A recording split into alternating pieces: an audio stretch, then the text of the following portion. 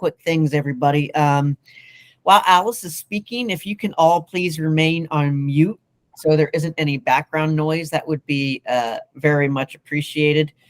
Cameras are optional. You can turn them on or off. That's completely up to you. If you do have questions that pop up, please feel free to put those into the chat feature, and we'll prompt Alice when necessary. There's a button on your screen I'd like you all to avoid hitting. It's a rectangle with an up arrow that says present screen. Please do not click that, as that will interrupt Alice's presentation. If you have any technical issues, please put those into the chat feature too, and I'll do my best to help you through those. Just be aware that most of the time those technical issues stem from your own internet connection. Nobody has dialed in today, so I'm going to skip over that. We are going to be recording this, so if you ever need to refer back to it or need to share it with any of your colleagues who couldn't attend today, it'll be available on our YouTube channel later this week. With that, I will turn it over to Ms. Alice Miller. Okay, let me go ahead and make sure I can share my screen here, Matt, and we'll get started.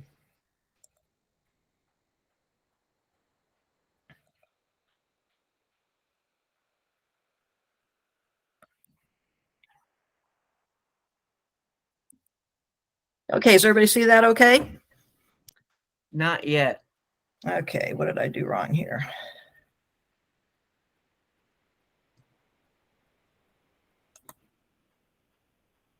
Share entire screen. There we go. Ah, thank you.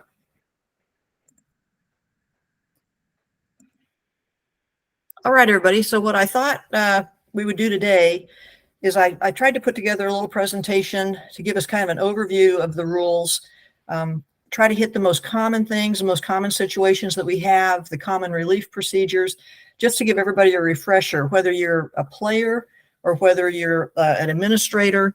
I think these are the things that we seem to use or see on, most often. So hopefully that will be of help. And I thought I would do it in a format that kind of starts us off from the tee and we work our way through a hole. For me, that gives a little bit better context. It is going to jump around from rule to rule, and I'm not going to cite too many rule numbers, but I did select these slides. I've got to give a shout out to the USGA. These are from the big decks that we use at the national workshops, and there were a lot of slides to choose from, and I did my best to try to pick what I thought were the relevant slides that illustrated the points. So we're going to start from the teen area. We're going to start the hole, as we always do, from the teen area. And Rule 6 deals with that. And it just gives a nice little visual here of what the teen area is. And we have to start from inside the teen area. That's how we start the hole. Nice visual here. Give us a reminder about the 2 club lengths deep. Outside edge of the little markers defines the teen area. Pretty basic. Should be familiar to everybody. And starting outside the teen area, we actually had this happen at our club championship one year. My assistant and I, everybody said, oh, we want to play the holes different. We want to have some drivable par 4s. This was the scratch group. And so we went to a lot of trouble to set up what we thought was a very sporty golf course. Well, don't you know, we had one group of our better players. They went to the tees that they're used to playing, every weekend, and they teed off from the wrong set of markers because they didn't look at the color of the markers. So, unfortunately, they did not correct it. It was a stroke play event, and I had to deliver the bad news. They knew they were DQ'd actually when they did it and found out later. But hard to believe that 3 people could get the color of the markers wrong, but it is possible. They were just operating on their instinct. So even if you play the wrong set of markers, you do need to correct that. And let's look at a couple different forms of play.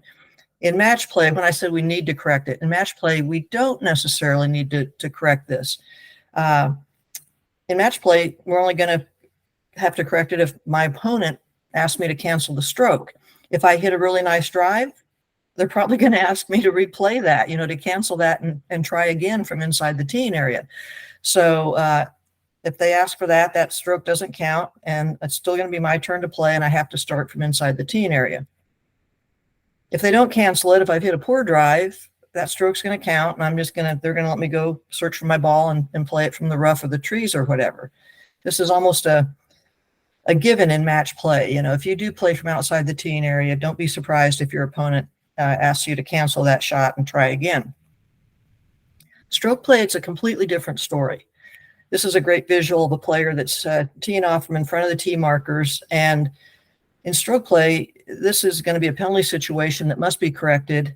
I will tell you, at the tour level, and I would hope at the club level, it's good sportsmanship in stroke play. If you see somebody in your group ahead of the markers, just say, hey, look, you got to, you're ahead of the markers, you got to move it back. The caddies would always look for this. The players would look for it and help each other. When I'm working as the starter at our different championships, one of my things that I try to do is stand in a position where I can actually make sure the players are within the teeing area. Only one time in my career as a player or a rules official on the tour did we have a player tee off from in front of the markers, and I got called to the ruling. It was on a par 3, and sure enough, she was just slightly outside of that teeing area and had to, start within the teeing area and add 2 strokes. So the one caddy, her caddy didn't notice it. The other caddy and players didn't notice it, but the one caddy did notice, and he just let her go ahead and play from in front of the markers. Well, I tell you, nobody would have a beer with that guy for like months. So good sportsmanship and stroke play to go ahead and, don't be a gotcha person. Let the player know that, hey, you need to move it back. So the good news is, any of the strokes that you made from outside the teeing area don't count. You get to wipe all those out. But the bad news is you start with 2 strokes on your score right off the get-go. And if you don't, for some reason, if you don't correct this mistake, you're going to be disqualified in stroke play. This is one of our handful of situations in stroke play where it's a must correct or you're DQ'd situation. And this is one of them, starting the hole. We can't have a legitimate score. In stroke play, you're playing against the whole field. And the sense is you can't have a legitimate score if you don't all start from the same area. So we all have to start from the same area and correct it. And there is a timeline for that before you tee off on the next hole, and the final hole of the round, it will be before you return your scorecard. Definite timeline to correct that mistake. This is just a nice little visual because I get this question from my high school players sometimes, and I think we all know this, but just to show that the player can stand outside the teeing area to make a stroke at the ball that's in the teeing area. This was just a nice picture of that, but your beginners won't know that. High school players, I've been refreshed on a number of rules from my high school team that I'm helping to be an assistant coach. It's been quite eye-opening. Also, just to point out the teeing area rules, we're not going to go over all of them, but 6.2 is what covers that, all the rules that are in the teeing area. I am going to highlight, though, this part of the teeing area rules because I think it's interesting to me that the teeing area it's like you got more permissions and more things that you can do in the teeing area than any other area of the course. The actions that we're showing here on this slide, you can't do that anywhere else. At the top right there, this is actually Laura Davies. Her favorite way to tee the ball is to take a club and hit a chunk of turf and raise that turf up and put her ball on that turf. And then she'll hit her driver or her 1-iron or whatever off of that lie that she's created. Can't do that anywhere else on the golf course. Down there in the middle, this gentleman, it's a wet, dewy morning, and he's using his towel to sop up the dew where he's going to, make his stroke, take the club away. We can't do that anywhere else, including on the putting green. And then at the bottom, I like this one. We're all comfortable doing this. You tee up your ball, and there's some little imperfections, and you can step on the ground behind it to smooth things out. And it's the only place you can do that. I was at high school practice last year when I first started with this team, and I was watching the players. And this was one of our top players, and I saw him do this in the rough. He was stepping down behind his ball in the rough, and I said, "Hey, you can't do that. That's a 2-stroke penalty." He goes, "Really?" He goes, "The guys I play with at the club do it all the time." He was a young player, and he was just watching the guys that he played with. And I said, "No, unfortunately, you're not allowed to do that." And this all falls under Rule 8, conditions affecting the stroke, and we are not going to cover that rule today. But I thought this slide illustrates very nicely that we do have a lot of permissions within the teeing area that we don't have anywhere else. And the other thing to note is it's anytime your ball's in the teeing area, these rules apply. It's not just when you hit that first tee shot. If for some reason you have to come back to the teeing area, to play under stroke and distance or whatever, or maybe the shot's canceled, we still have all of these permissions. Now, tee markers, they're put in position by your field staff, by your committee, by you if you're the committee at your club setting up for a tournament, by your superintendent. And those should remain in the same location. You know, we're not supposed to move the tee markers around. There's not necessarily a penalty for doing so. We'll talk about that a little bit, but you know, that location is supposed to be set so that everybody can play from the same place. Don't be playing with the tee markers. However, this does happen. If you come to the tee and you find that one or both tee markers are missing, you should immediately seek help from the committee. So give Brian a call, give one of the field staff a call if this happens at a section event. This has happened at our club, and that markers just didn't get put out early in the morning, and the players called the shop, and we said, you know, basically play from the yardage marker until we can get some tee markers out there. So give a shout out to Brian or one of the field staff if this happens at a section event. You just never know what happened. Maybe the superintendent whiffed it or something. So this is possible. And seek help from the committee. But if they're not available, and this happens maybe while you're out just playing around at your club or whatever, you can go ahead. The players do have the right to go ahead and try to estimate where they think that, you know, other tee markers should be and play accordingly. So if the committee is not available, the rules do give us this permission. And notice here where it says use their reasonable judgment, rule 1.3b2.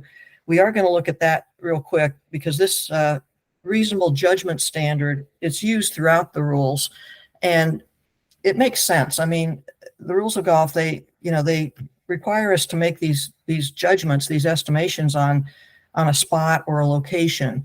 You know, where did my ball cross? And it went in that penalty area, but you know, where did it cross the edge of the penalty area?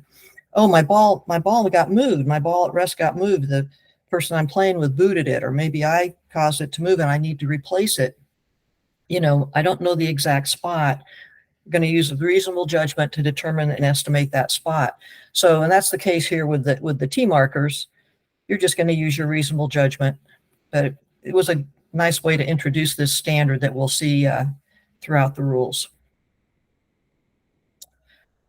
In all those situations, if you're not in the teen area, you know, playing from there, maybe you hit your ball up onto another hole, another tee box on another hole, the tee markers are just treated as movable obstructions, and you can get relief and move those. And that's under Rule 15. We're not going to cover too much on Rule 15 today, but those are just become obstructions if you're not playing from that teen area. But do try to get them back in the same spot so that the groups that are playing from there will be playing from the right place.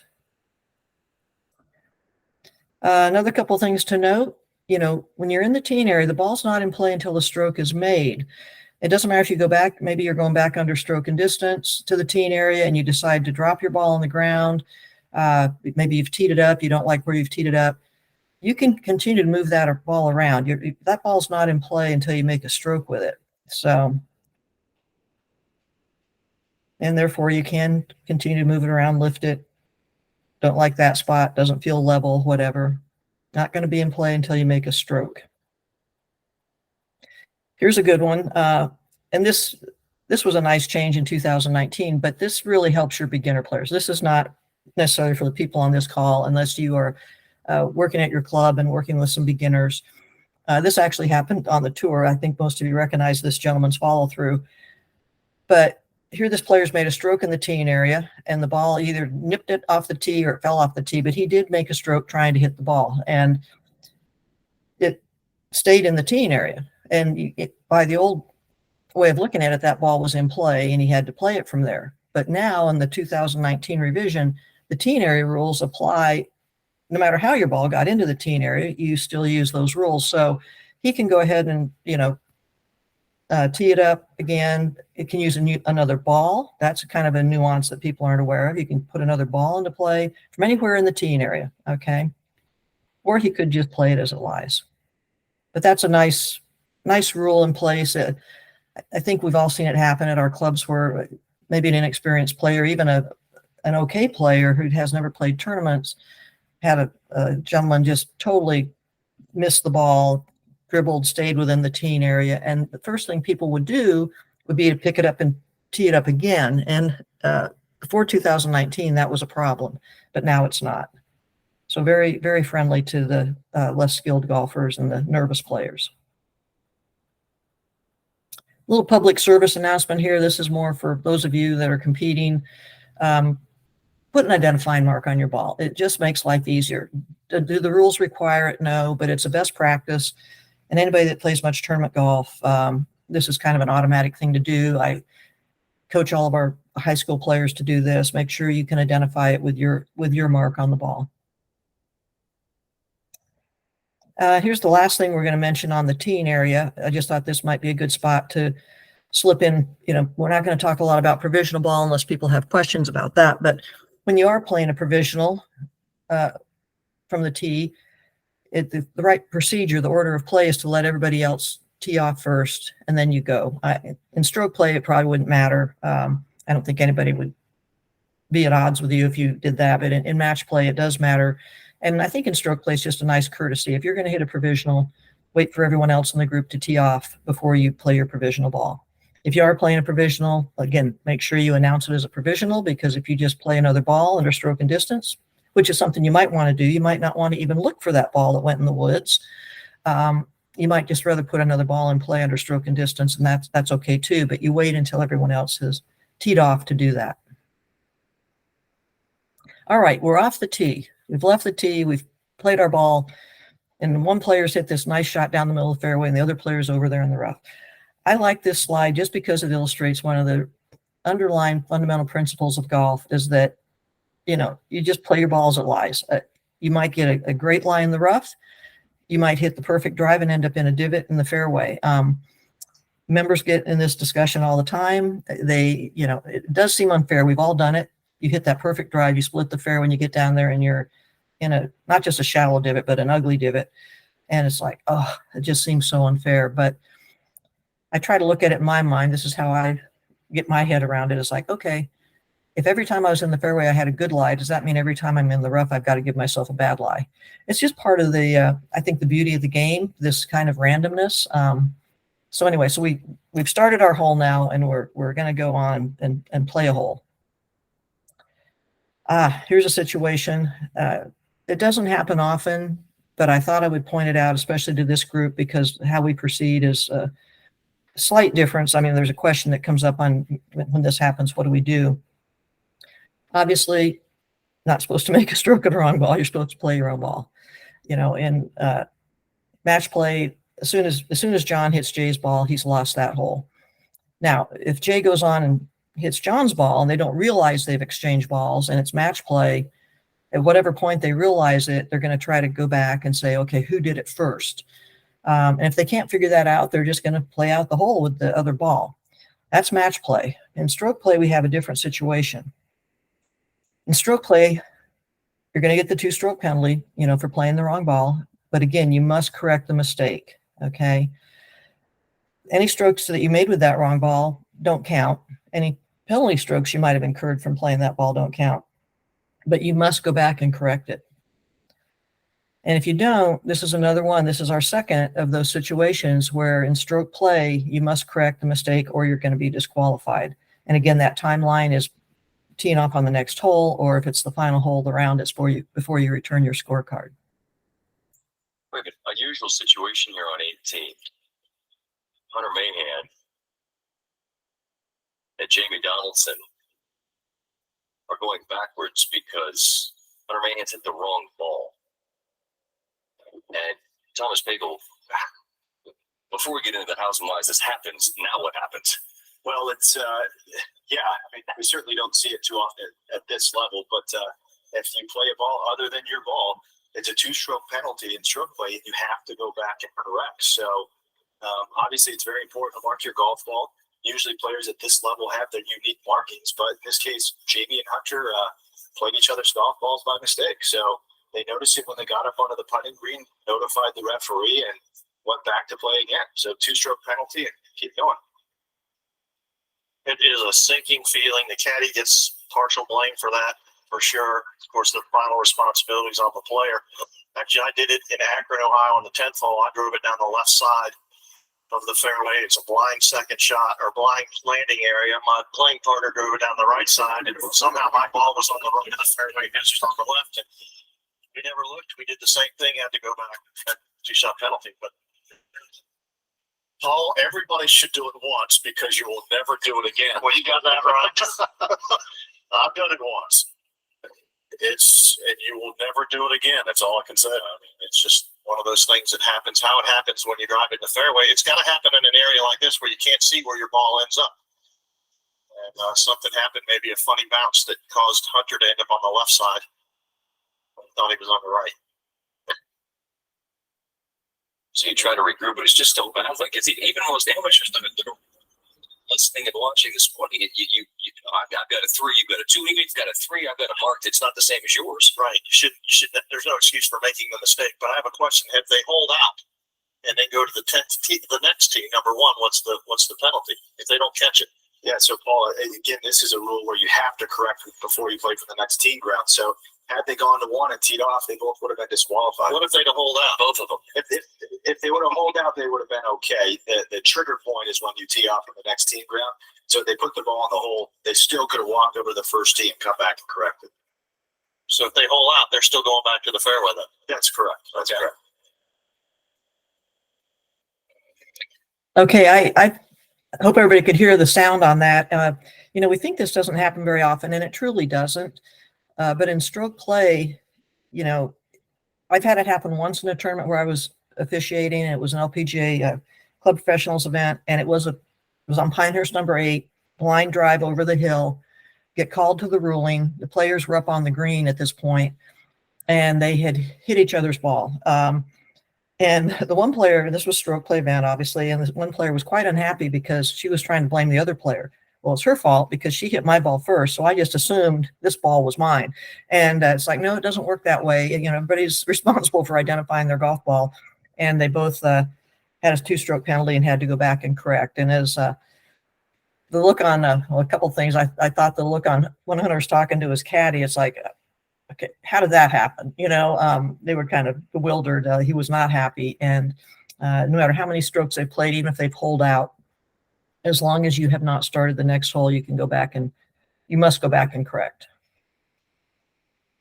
Now, here's the little nuance. So if my ball gets played by another player, how do I proceed? Okay. In this case, John hits Jay's ball. Jay realizes it. But now his ball is way up there. It might be in the woods, might be in the penalty area. The rules don't require, in essence, this is a ball at rest that was moved. And normally we're going to try to use our original ball and replace it on the spot that it was moved from. But in this case, it's not practical to do that. And so Jay can use any ball. He can use any ball he wants. But the thing I want you guys to just keep in mind is for this situation, Jay's going to replace his ball. He's not going to drop. I've had this question when players have had their ball played, and it's like, what do I do now? Am I supposed to drop near where my ball was? He hit my ball. Am I supposed to drop here? It's like, no, you replace your ball. And the only thing is you can just use any ball that you want. And so, and you estimate the spot. If there's a divot there, you don't have to put the ball in the divot. If John hit a good shot and had a nice shallow divot, the spot where Jay's ball was probably right behind that divot. And even if it was a fat shot and you think, oh, okay, it would be in his divot. No, that lie, the lie that you had, you were entitled to that. And if it was altered, you're going to place your ball at the nearest spot most similar that's not closest to the hole. So just a little nuance on a wrong ball. The player is going to replace a ball. He's not going to drop a ball to then play on. All right, next we're going to move, as we've had a couple penalty situations here. Now we're going to move to some free relief. These are things that happen all the time. Maybe not every round, but these are the relief procedures that we use on a regular basis. And these are all covered under Rule 16, abnormal course conditions. They're the free relief rules. And we have these kind of 4 different scenarios. We've got the animal hole on the left, the ground under that we're all familiar with, cart path, which is one type of immovable obstruction, and then the temporary water. And these all fall under an umbrella term called abnormal course conditions.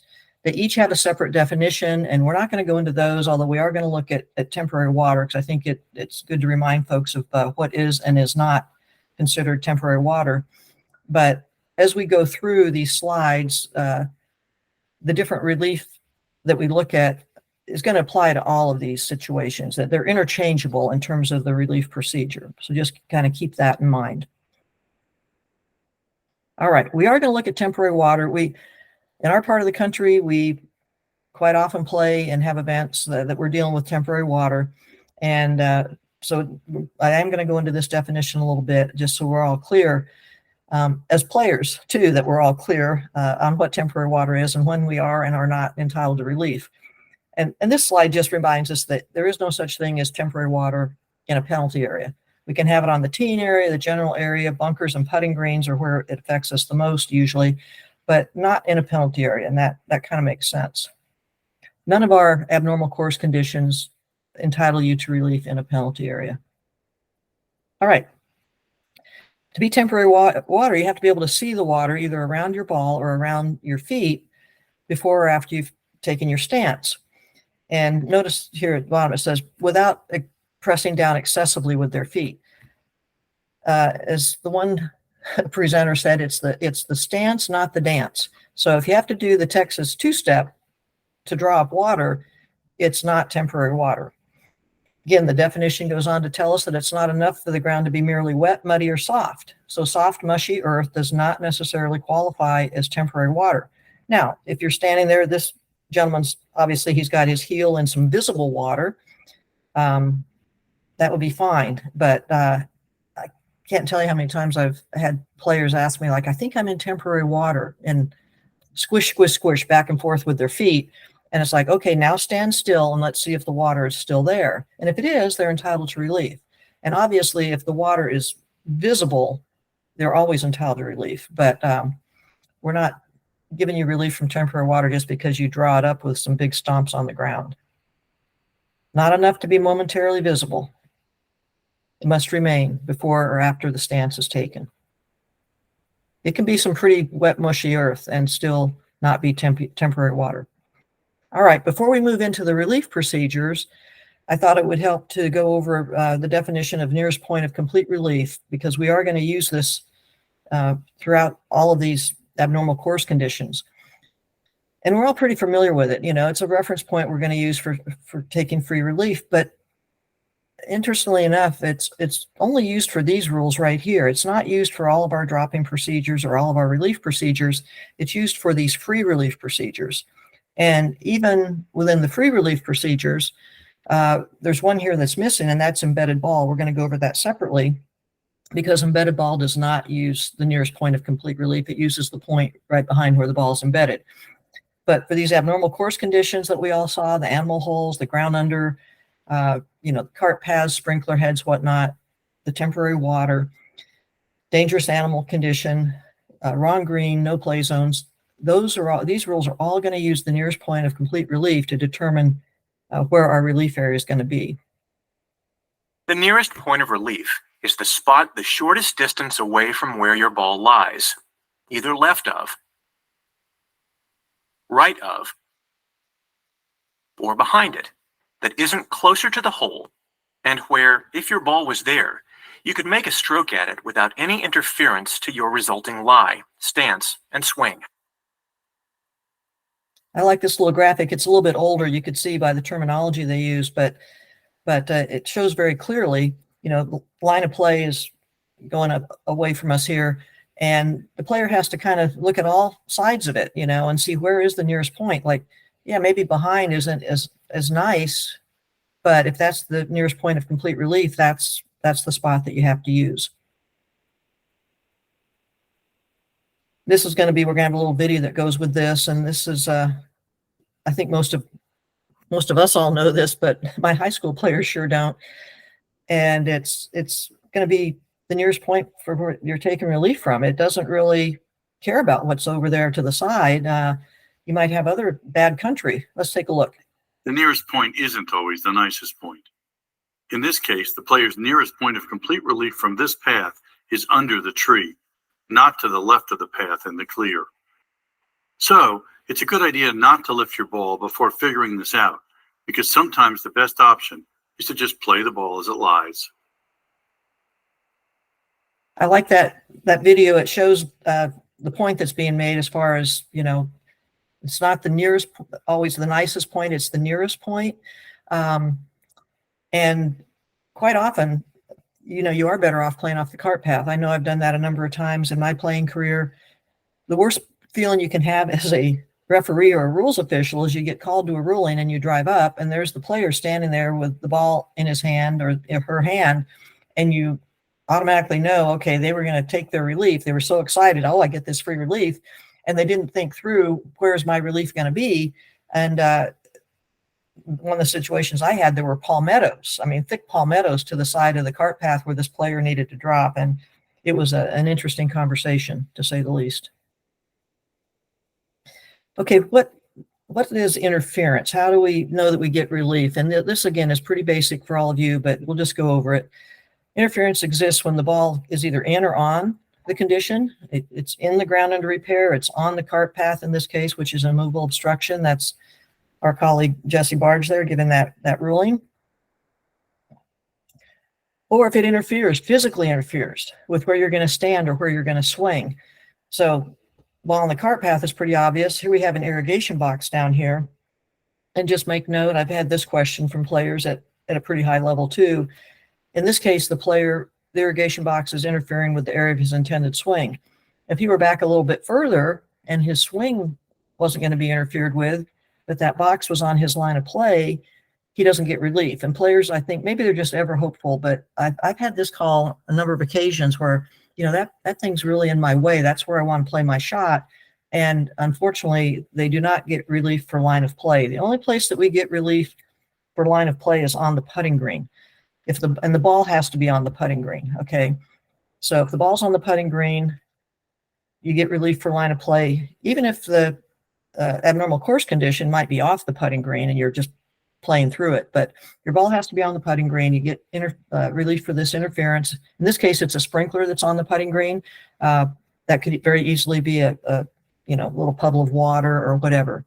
So only get relief on the putting green if it intervenes on line of play. I've had this happen too. Players don't like the fact that sprinkler's right there. That bugs me. It's bothering me. You do not get relief for mental interference. Just because it's a distraction and you don't like it or it bothers you as a player, there is no interference. And this is a great example of that. I've had players at a high level, one time at a Q school, the player's ball was in front of the sprinkler by several inches. And she claimed that she could hit that sprinkler. And I said, if a player at your level hits that sprinkler, there's just no way. I mean, you couldn't do, if you tried, you're just not, why, And the other players in the group, actually, it was a situation where the player had played a second ball and we had to go back out after her round was over because the other players in the group were like, you're not getting relief from that. And they were right in this case. A little reminder, we'll see this a couple times, but just a reminder that when we're in a penalty area, these abnormal course conditions, they're in there, but you're not going to get relief from them, okay? In this case, the bridge is an immovable obstruction, but there's no relief for this player. Now, if her ball were outside of the penalty area and that bridge railing interfered with her swing, yes, that would be different because her ball's in the general area. But when the ball is in the penalty area, no relief, no free relief. Have a little video here we're going to play that shows this. See if he gets lucky. Let's see. Oh, He what does. is going on? Both of Wow. these must be clean living, Kurt. Just be careful of the roots now. Don't go in there and hurt yourself. Par five. Oh, wow. This is you see this coming, guys. He's taking a shot at it from here. He really got lucky that there wasn't a root anywhere near that ball. There are a lot. You can see the red line. So this penalty area line goes right along the right edge of this cart path. And this is Victor Hovland. And he obviously has interference, from the cart path for his stance, but because his ball's in the penalty area, he is not entitled to any relief.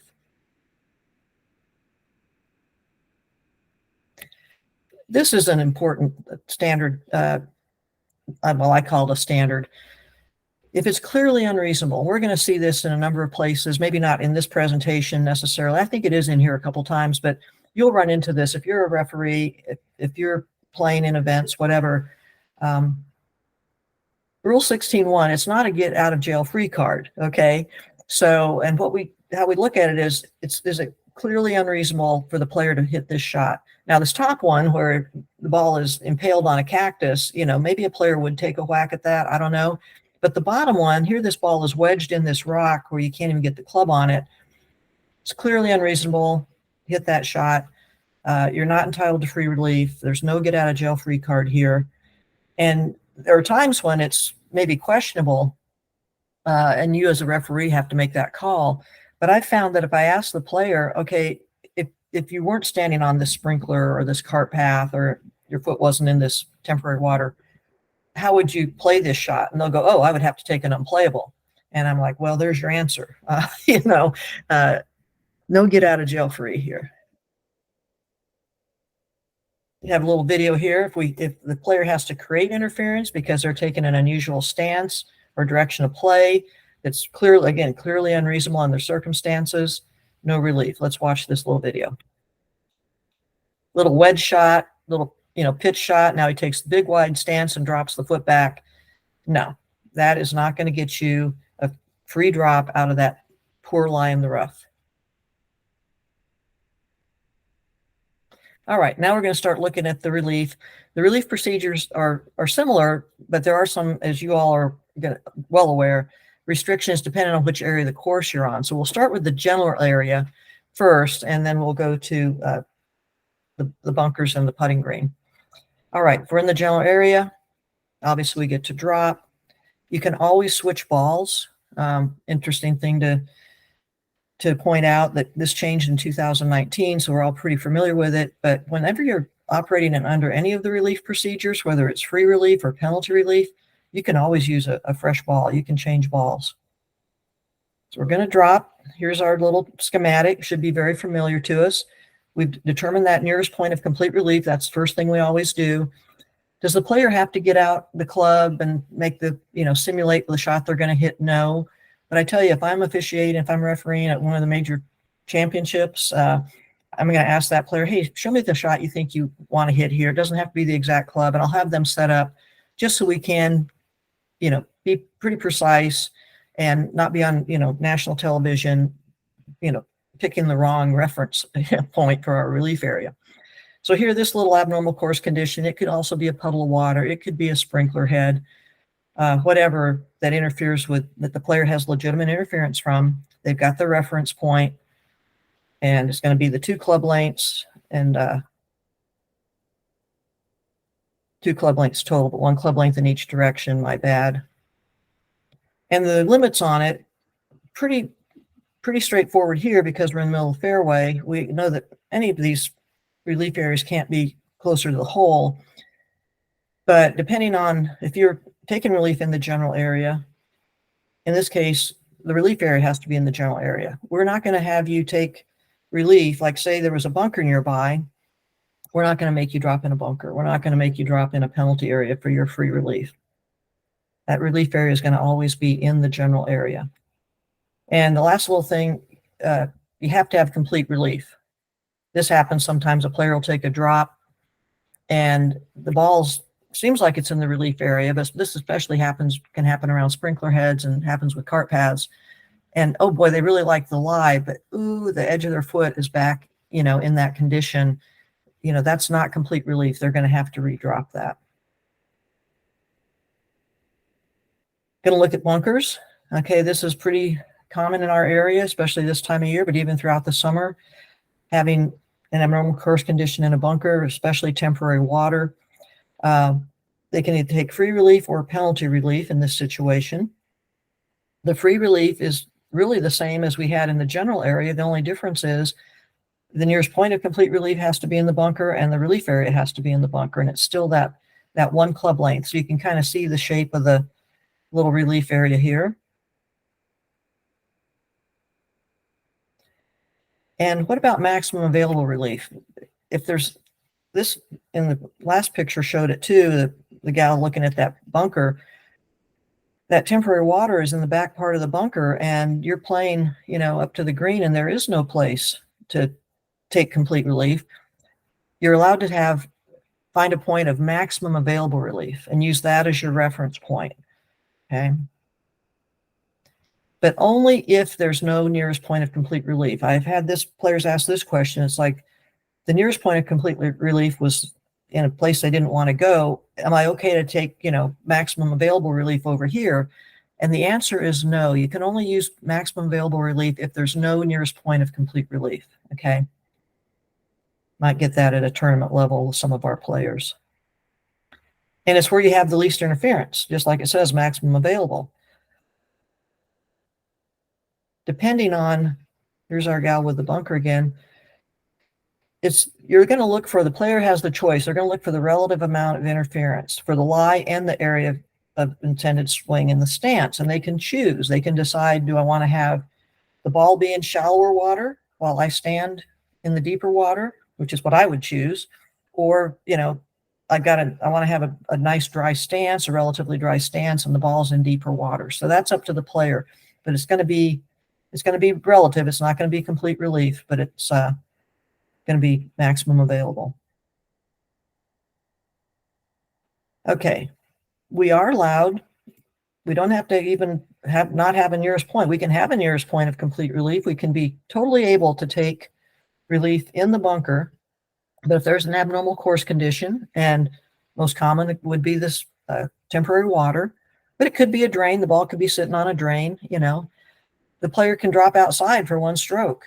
And the players at my club, especially for just the kind of the league play and stuff like that, and some of our newer players, it's like, hey, don't forget this option. You don't have to take relief in the bunker. You can take it outside. It is going to cost you a shot. You are going to go, back on the line, use back on the line relief, but you do have that option if your ball's in an abnormal course condition in a bunker. This is just telling us about we're going to go over the back on the line relief a little more detail later, but this is our first introduction to it. This is new for 2023. I think back on the line relief has been greatly simplified. I really like the way they're doing it now. And the player just has to go back on the line, try to drop the ball as best they can on that line. And when the ball hits the ground, it creates this relief area that's 1 club length radius, and makes this nice circle. And that's their relief area. So, and we do have the limit about it has to be in the area of the course it first touched. On the putting green, we are going to find the nearest point of relief. And on the putting green, we're going to place the ball. So here we have a left-handed player. The ball's in the temporary water. Again, it could be something else. You don't get, you do get ground under repair on putting greens occasionally, but the most common one is this one, the temporary water. So they've got their interference. They're going to take their free relief by placing a ball. It can be another ball. Again, you can switch balls, put in a fresh ball, and you're going to place the ball in the nearest point of complete relief. We always place when we're doing things on the putting green, and we drop when we're using relief areas elsewhere.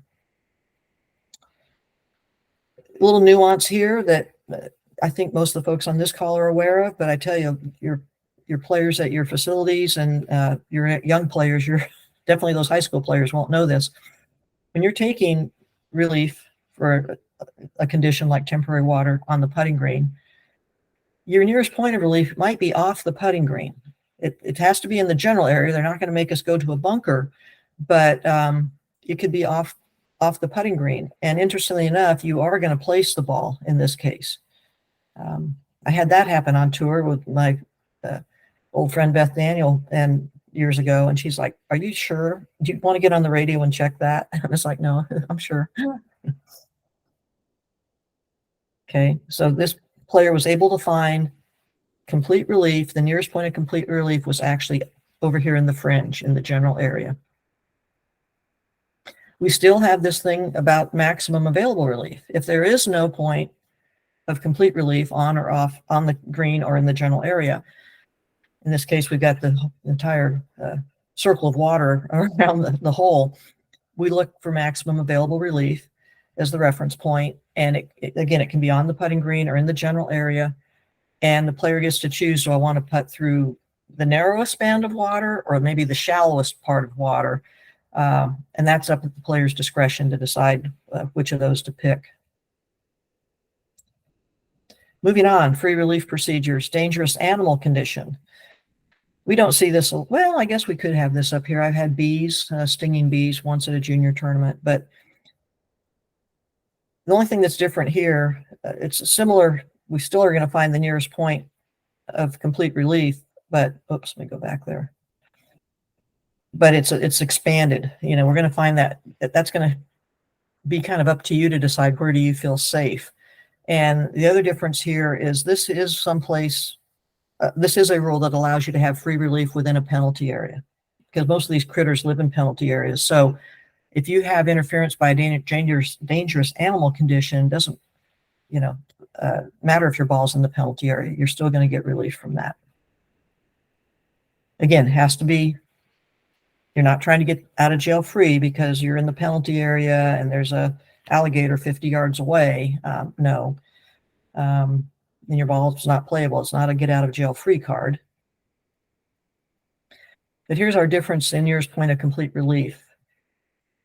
Again, it's not near the hole, but I like this phrase, where the dangerous animal condition does not exist. Well, I think that's up to interpretation. I know as a referee, I would be pretty generous with that. As a player, I would insist on the referee being generous with that. But where that condition does not exist. So it's a little bit different. We have an internal definition here because the nearest point of complete relief is a little different.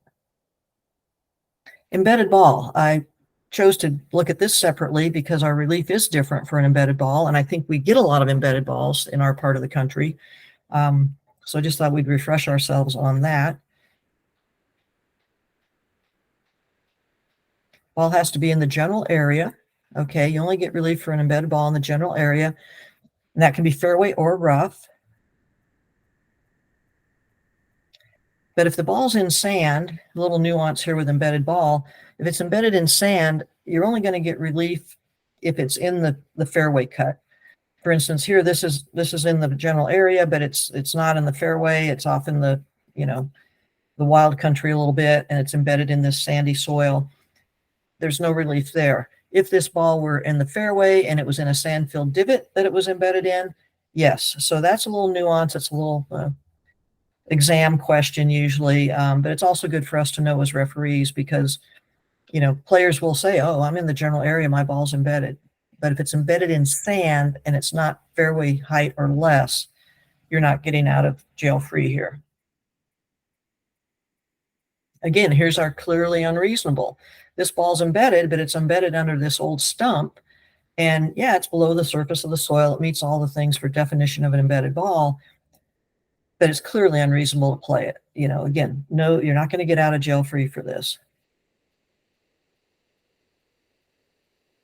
Just a reminder, definition of embedded, it's got to be in its own pitch mark, and it has to be from the previous stroke, the stroke that the shot I just hit, and that can't go in somebody else's pitch mark and get relief. It's the shot I just hit, and it caused the ball to embed. It does point out in this internal definition and in the regular definition too, actually, that there can be some grass between the ball and the soil. It's just, is the ball below the level of the ground? That's what the standard is. As a referee, when you get asked about this ruling, or as a player, you are entitled to mark your ball and lift it to see if it is embedded, you know, to see if it's in that condition. You're not allowed to clean your ball unless you are taking embedded ball relief. Then you can clean your ball or change your ball out. But just to see if it's embedded, yes, mark it, lift it, look and see, is it below the surface of the ground? You might have to feel around in there with your fingers. This is a fairly common ruling for referees in some higher level tournaments. All right. Just a reminder, it's not going to be, it doesn't matter if it's stuck in the ground. If it was anything other than your stroke that caused that to happen, too bad. Okay. You step on it, somebody else steps on it. You're going to, if somebody steps on your ball, we're not going to get into this Rule 9 too much. Your ball has been moved and you do get to replace it. You're required to replace it, actually. If you did it, you're going to get penalized for being careless. But it's not an embedded ball, even though people might think, especially at the amateur level and the junior level, that it's embedded. It's not. It wasn't caused by your stroke that you just made. We see this one once in a while. I see this on the lesson tee some, and definitely with a couple of my newer junior players. Drive it right into the ground, never became airborne. That does not qualify as an embedded ball. And this was a change in 2019. Prior to 2019, if you were taking a drop in a relief area, and which was very possible for your ball to embed slightly when it was players taking relief from temporary water and the surrounding ground is not temporary water, but it's still pretty soft and mushy, you could get an embedded ball.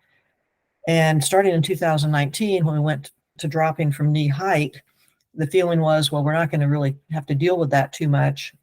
I, as a referee, was concerned about that. I thought we would get some situations where a player dropped, taking relief, and it embedded slightly. But so far, as of last year's tournaments, we all talked to each other. It's like none of us had a situation where that happened. But know that that is a change. Get rid of that old pre-2019 knowledge. When you're dropping to take relief, if your ball does embed slightly, it's just play on. So here's our difference. Our reference point for an embedded ball is the spot right behind where the ball is embedded, okay? We're not looking, in a sense, you could say, well, that looks like nearest point of complete relief. And in my mind, to be honest, I kind of do think of it that way. I just know that it's always going to be that spot right behind where the ball is embedded. We take our one club length and we scribe out our little semicircle. And again, the relief area has to be in the general area. So if there were, a bunker or penalty area near this, you're not going to have the player drop in there or end up in there. Pretty straightforward. Again, just the nuance is that for an embedded ball, the reference point is the spot right behind the ball. Now, it was possible, theoretically, given the configuration of some bunkers, that, and there was actually a clarification that prior to 2023, it was theoretically possible to have a ball embed and there would be no relief because there was no reference point right behind the ball that was in the general area. So now, new for 2023, and this is a great change, there, it tells this, and this little clarification goes on to say it, the player is still going to be able to find their nearest point in the general area. It doesn't have to be the spot immediately behind the ball if there is no spot in the general area immediately behind the ball, like this little graphic demonstrates. And we got a little video coming up that's going to show this. You might end up going, in this case, depending on the direction of play, the player is going to go probably off to the side a little bit. In some cases, you could end up going a pretty good distance. But the thing to note is if your ball's embedded in the general area, you are always going to get relief now. There's not any situation in a bunker face, for instance, that you would not be entitled to relief. Oh, I thought we had a video to go with that. Okay. Nope. All right, moving on. Wrong greens. Again, this is a free relief, but it's also a mandatory. It's mandatory to take relief if you're on a wrong green. This little graphic, we see that, there's our green. That's the hole we're playing down there where the yellow arrow is. All these other greens, whether they're practice greens or other greens on the course, those are wrong greens. And we must take relief, okay? Not allowed. Just because you like your lie, maybe the ball's off the green, your stance is on the green, and you like that lie. No, you've got to take relief. We don't call wrong greens a no-play zone, but in essence, they are. You are not allowed to play if you have any kind of interference from a wrong green.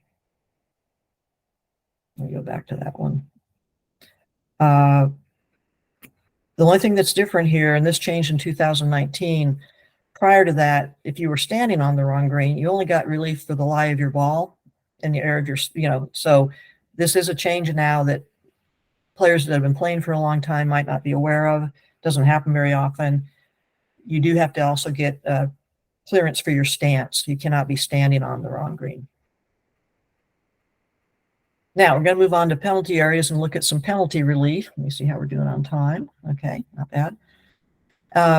We're going to look at some of the penalty relief procedures and what we do when things go wrong and we have to incur some penalty strokes.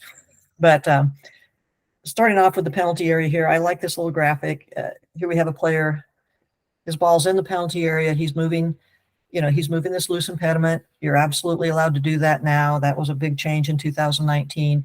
In essence, since 2019, when your ball's in the penalty area, you play it, really can do the same things as if it were in the general area. You can take practice swings and hit the ground. You can move the loose impediments. Now, you can't move loose impediments and be, you could be subject to penalty if you move a loose impediment and your ball moves, just like you are in the general area, just like you are in a bunker. But other than that, we kind of play penalty areas as if they were the general area. And I think other than not getting that free relief we talked about, I think that's kind of important to note because, we mark a lot of things as penalty areas now that are just bad areas, bad country, and players have the opportunity to play out of those areas. Their ball's not necessarily in any water. It might be, but it doesn't have to contain water anymore. So it makes sense that we give them some permissions to let them escape without penalty. Okay, player's ball's in there. They have to either have seen it go in, it has to be known or virtually certain. If it's not found, we're going to look at known or virtually certain here in a few slides. But here, this player, ball, even if she can't find the ball, they saw it fly in there. It's known or virtually certain that the ball is in there. Yeah, we'll start off with our known or virtually certain definition. This is important in deciding a lot of rules, and we're not going to go in all of them today. But again, we call it the KVC standard. They used to call it knowledge or virtual certainty. So sometimes I intermix those terms. Pardon me if I fall back in my old ways. But when we're trying to decide what happened to the ball, and the example here is, did it come to rest in this penalty area? That's a real common one. Probably the second most common one is, oh, did my ball move? Okay, did everybody see that ball move a little bit? Oops. Trying to decide if my ball moved. And when we're not going to go into Rule 9, but if we think my ball moved, that's the first piece of the question. Did it move or not? And the knowledge or virtual certainty standard says that it has to be at least 95% likely. Okay, that's the standard. It's a very high standard. Or the first piece is that can be conclusive evidence, like eyewitness testimony. I saw that ball move, or I saw it go into this penalty area. Somebody else saw it, another player, a spectator, a marshal, a four caddy, whatever. So definitely if there's eyewitness, that's fine. But the second situation where we use this KVC standard is, okay, there might be a little bit of doubt, but boy, we're 95, we're 99% certain, whatever that percentage is, there's 5% chance that it could be somewhere else, or that maybe the ball did or didn't move, but we want to go with that 95% certainty that the event in question happened. And that's where we go with this KVC standard. We have to get all reasonably available information. It's just not just what I know, but what other information can I get, without really delaying play, without unreasonably delaying things. And an example of this, I probably have told this story before, I was playing in a tournament, I'm taking my practice swing for a little lob wedge shot, and I used to always take my practice swings down the line behind my ball, little practice swing, and I clipped this little divot about the size of a silver dollar, and out of the corner of my eye, I saw it hit my ball that was, 3 or 4 feet ahead of me. And I had this impression, like, did my ball move or did it not move? And I was in the left edge of the fairway, and the gallery stakes rope was pretty close, and the gallery was fairly close. The first person I asked was my caddy. I said, did that ball move? But he had his head down in his yardage book, writing down some notes. He goes, oh, I didn't even see it, And so I turned to the people behind me, and I said, did that little divot, did that hit that ball and cause it to move? And the guy behind me goes, yep, it did. So it only moved the ball like a half, maybe not even a half rotation, but it was up to me. It was my responsibility to get all the information available before I decided, did my ball move or not? Now, if I had been 50-50, like, well, it might have moved, but I don't think it did. If I had no other information, then my knowledge or virtual certainty standard, was in favor of the ball didn't move. So keep that in mind. This is very much more player friendly, I think, than it used to be. So known or virtually certain. All right.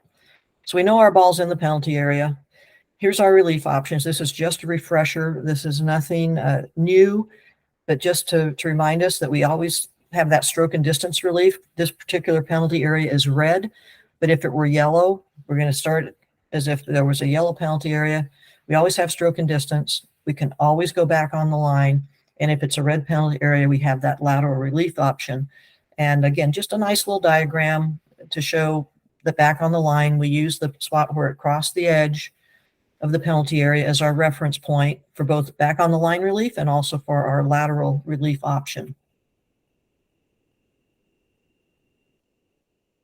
Let's look at stroke and distance first. And this is, this is just we're talking about penalty areas, but this stroke and distance little diagram, it works for a lot of situations. It could be, unplayable. We'll look at that later.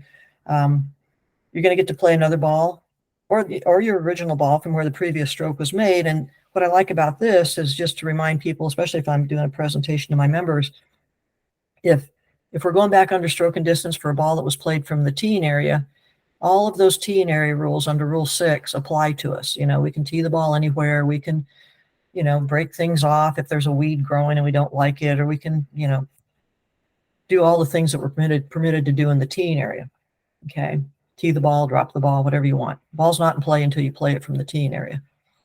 And if it was the general area, bunker, or penalty area, we have that, one club length within the spot where the previous stroke was made. And if we don't know the spot, we're going to estimate it. Maybe there's not a divot there. Maybe you've hit your shot where the fairway would, and it ends up that it's, out of bounds or whatever, and you're going back under stroke and distance. You're just going to estimate. And then when you estimate, that becomes the spot. So you don't have to have a specific spot. And on the putting green, we're always going to place the ball. So if we don't know exactly where we putted from, again, we're going to use that reasonable judgment standard. We're going to decide on the spot, pick the spot, and we're going to place a ball on that spot. This is a nice video that we're going to play that shows, I think it really does a nice job of illustrating the big change, one of the big changes for 2023, which is this back on the line relief procedure, and greatly simplified in my opinion. And let's see if this video will play for us. The rules of golf are changing in 2023. The back on the line relief procedure has been simplified, and here's what it looks like. So to use a penalty area as an example, I'm going to keep the point where the ball last crossed between the hole and where I want to drop it. I can go back as far as I want on the line, but I have to drop it on the line because that's what activates this relief option. If I don't drop it on the line, I'll be dropping in a wrong way. The relief area won't get created, and I'll have to correct my mistake by dropping it again, but in the right way on the line. But once dropped on the line, the ball can roll up to one club length in any direction, even if it rolls forward and closer to the hole. Back on the line is a great relief option for penalty areas, but you can also use it when you decide that your ball is unplayable. Okay, I really like that little video. I think that illustrates the new back on the line relief procedure really well. And just a couple things to remember. We do have to try to drop it on the line because we don't have a reference point until we drop the ball. Where the ball strikes that line or as close to the line as we can reasonably get, that creates that relief area, that big, one club length radius, if you will. And they've kind of taken, a lot of these changes, including this one, they took some of the clarifications that came out after the 2019 thing, and they've tried to kind of roll them in here. And this isn't exactly like the clarification, but this is a back on the line relief procedure that is more familiar and more intuitive to players. And I think it's greatly simplified from the 2019 version of back on the line relief. And again, only for red penalty areas, we have this lateral relief option. The reference point, same as it was for back on the line. We're going to try to figure out where did the ball last cross the edge of the penalty area. And this is something, again, that we use our reasonable judgment standard, make our best guess, and we're going to go with that. to 2 club length. The only little thing to point out here, and this is more if you're probably teaching others, but if we're trying to know, do I drop 1 club length or 2? The only time we use 2 club lengths for a relief procedure is the lateral penalty relief for penalty areas and ball that's unplayable. All of the free relief procedures and quite a few of the, really almost all of our dropping relief areas are going to be a 1 club length area unless it's a lateral penalty relief for penalty areas and unplayable. Question we get sometimes as referees, okay, I've taken my drop and the ball's rolled back here. It's outside the penalty area, but I'm standing in the penalty area. That's okay. You may stand, players get in their mind like, oh, I have to have complete relief because they were dealing under all the free relief procedures under 16.1 that say that after you've taken your drop, you do have to have relief from that condition you were dropping from. Not true for penalty areas. Your ball has to be outside the penalty area, but you may stand inside it to play a shot. For those of you marking golf courses, it's kind of important to try to look where you put the red line and think about it from both a left-handed player and a right-handed player's perspective. When I was marking, I always tried to be generous with my red lines, give players from either side plenty of room to play, and I tried to be fairly tight with my yellow lines, but that was just kind of our policy on the LPGA Tour. But if you're marking your course or you're helping your superintendent mark a course or you're on the field staff, these guys know this in spades, just to think about players that play from both sides of the ball. Okay. We're talking about penalty areas, and this rule change applies to a number of different situations. And this probably is might be my favorite change for 2023. And it's this whole idea, and we'll see it in these videos. We had situations, and I had this as a referee, and it just makes your stomach sink, where a player's taken relief, typically from a penalty area, but it could also be for an embedded ball, which is kind of what this picture indicates. And the ball rolls back, and so they've dropped it twice. It's rolled out of the relief area, or it's rolled back in the penalty area. Now they get to place it, and it doesn't want to stay there, but you finally find a spot that the ball comes to rest. And so that ball's back in play, and you walk off and go back to your cart. And while that player's looking over their shot, sure enough, natural forces, wind, water, effects of gravity, when there's nothing else that you can figure out that caused the ball to move, we default it to natural forces.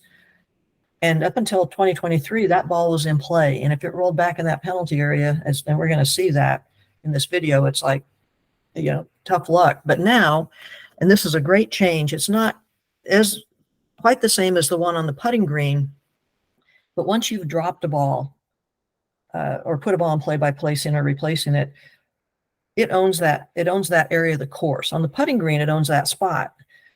But in the rest of these places, it owns that area of the course. And so if it moves and it moves to a different area of the course, we are going to be able to replace it. Let's look at this. Great change. One of the rules changes for 2023 is a new exception when your ball is moved by natural forces. Given that golf is played outside, the effects of nature, like wind, water, and gravity, can sometimes cause your ball to move. And for the most part, when these natural forces move your ball, there is no penalty, and you'll just play the ball from wherever it comes to rest. But sometimes that can be just a little too harsh. Imagine taking relief from a penalty area. You've dropped a ball, it's at rest, and while you're preparing for your next stroke, a gust of wind blows it back into the water in the penalty area. Since you can't play it as it lies, your only option is to take relief again for another penalty stroke. And that's just not really consistent with the purpose of the rule. So in 2023, that's no longer the case. Under the new exception, if the ball is at rest after you've dropped, placed, or replaced it, and natural forces move it to a different area of the course or out of bounds, then you must replace it on its original spot. So in the case of the ball rolling back into the penalty area, there is no need to take penalty relief. The ball was at rest after a drop, and natural forces moved it from one area of the course, the general area, to a different area of the course, a penalty area. Therefore, you would simply replace a ball on its original spot and play on. The key here is changing areas of the course. If that same ball was moved by natural forces to a different spot in the same area of the course, then you'll just play it as it lies from its new spot. Another situation where this exception can come into play is if natural forces move your ball from the general area into a bunker. Say your ball is embedded just above a bunker. You take your free relief by dropping twice, but end up having to place it. The ball's at rest, and while preparing for your next stroke, wind or gravity cause it to move into the bunker. Simply replace it without penalty and play on. Do be aware, though, that replacing is a requirement under this exception. If you've taken relief for preferred lies on the fringe, for example, and natural forces move it onto the putting green, this might be a desirable outcome, but you are required to put the ball back on its original spot. That was an interesting little nuance there at the end that I hadn't considered, that yes, normally this rule is going to help us. This rule change, this new exception is great. One of my favorite changes. But on the outside chance you're playing preferred lies and you've cleaned your ball and replaced it there on the fringe, and natural forces take it to a better location, you know, in the old days that would have been fine. That would be, oh, good luck to you. But now you would still, because it's changed areas of the course, you would have to replace that ball. So that's a little nuance at the end that I had not considered when I first heard about this rule change. Okay, going to see this again.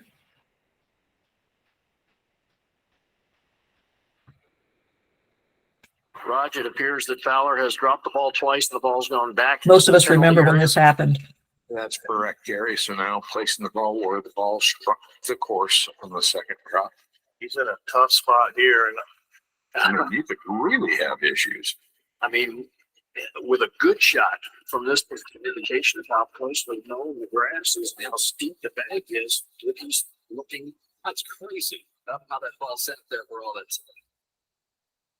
So this was obviously pre-2023, and Ricky was SOL in this case. But, you know, it's situations like this, and this was probably one of the most visible ones that caused this rule change. And again, makes perfect sense. You've taken your penalty relief, or you've taken your free relief from the embedded ball. You know, I was in the general area or whatever area of the course, and now I'm not, you know. So in this case, it puts him in another penalty situation. He had to actually take another stroke to get out of this penalty area. Great change. This is one of the things that precipitated it. Okay. This next thing doesn't happen too often, but it can, and I think it can happen probably more frequently now that penalty areas are not necessarily full of water. They could just be junk and woods and whatnot. But so here a player, they've decided to kind of tin cup it. Ball's in the penalty area, decide to have a go at it, right? And now they hit it to a spot that, you know, it's in the same penalty area. It could be another penalty area, but now it is not playable. Now it's like in the deep junk. What can they do? Well, even though you can't take an unplayable in a penalty area, you can always go back under stroke and distance. So if it is a true tin cup situation and this player is just stubborn, they could, in the first case here, go back to where they played from within the penalty area. Hopefully most players, and the players that you coach, and if you're a player, hopefully you do not get that tin cup mentality. But now where do I go? How do I play now? What can I do? Well, we can always go back to use the same options that we had before we hit that shot into the junk deeper into the penalty area. So you can go back to where you last played from outside the penalty area. You can take back on the line relief using the point on the edge of the penalty area where the ball last crossed, or you can take your two club length lateral relief option, again, using the reference area. Where did the ball last cross into this penalty area? So you can come to your senses and get out of trouble here if you choose to.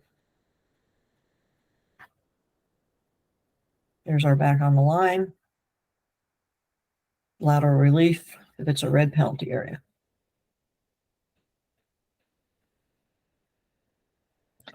Again, just a reminder, we've seen this before, but just a reminder that when you're in the penalty area, there's no free relief for those abnormal course conditions that we've already covered. There's no such thing as an embedded ball in a penalty area. Well, there is, but you don't get relief for it, and you cannot use the unplayable rule. The only way you're going to get out is under Rule 17. I had the tournament here when the LPGA tournament was here at DuPont. I was working as a referee. I had a player, the ball was embedded. It was in a penalty area, and it had gone in there on the fly, and it was embedded and all that. And and she thought she should get relief. And I was patiently explaining, no, you don't get relief in the penalty area. And she was a delightful player. She was Italian, and she was very, very adamant and very, animated. And I kept explaining. She finally did take her penalty relief, but players at that level don't even understand that you don't get free relief. I've had a player on a bridge in a penalty area.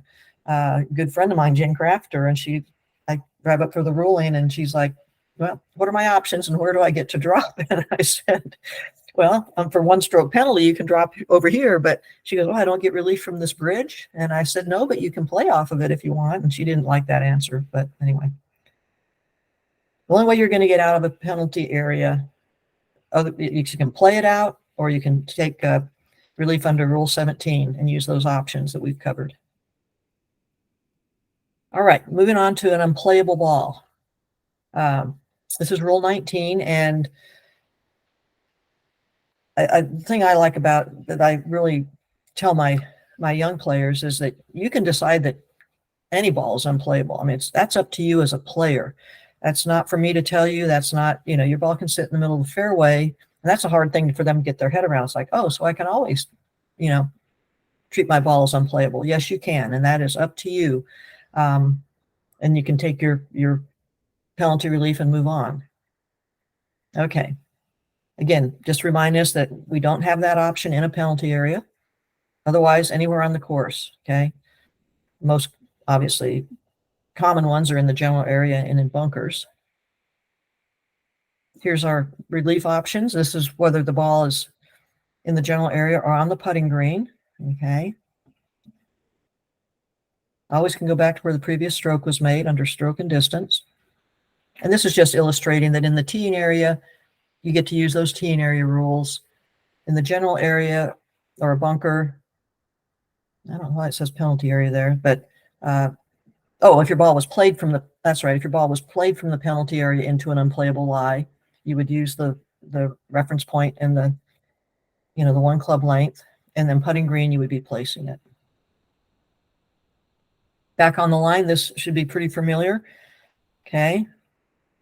We always use the spot where the ball is unplayable. For the previous one, we don't have to find and identify ball. But if we're going to use back on the line or the lateral relief option under the unplayable rule, we do have to find our ball because the ball is the reference point. For taking our back on the line relief, we go back, keeping that point between us and the hole. And then we have our, so we go back to that. We have our nice little, one club length radius here for our back on the line relief, just like we saw in our video.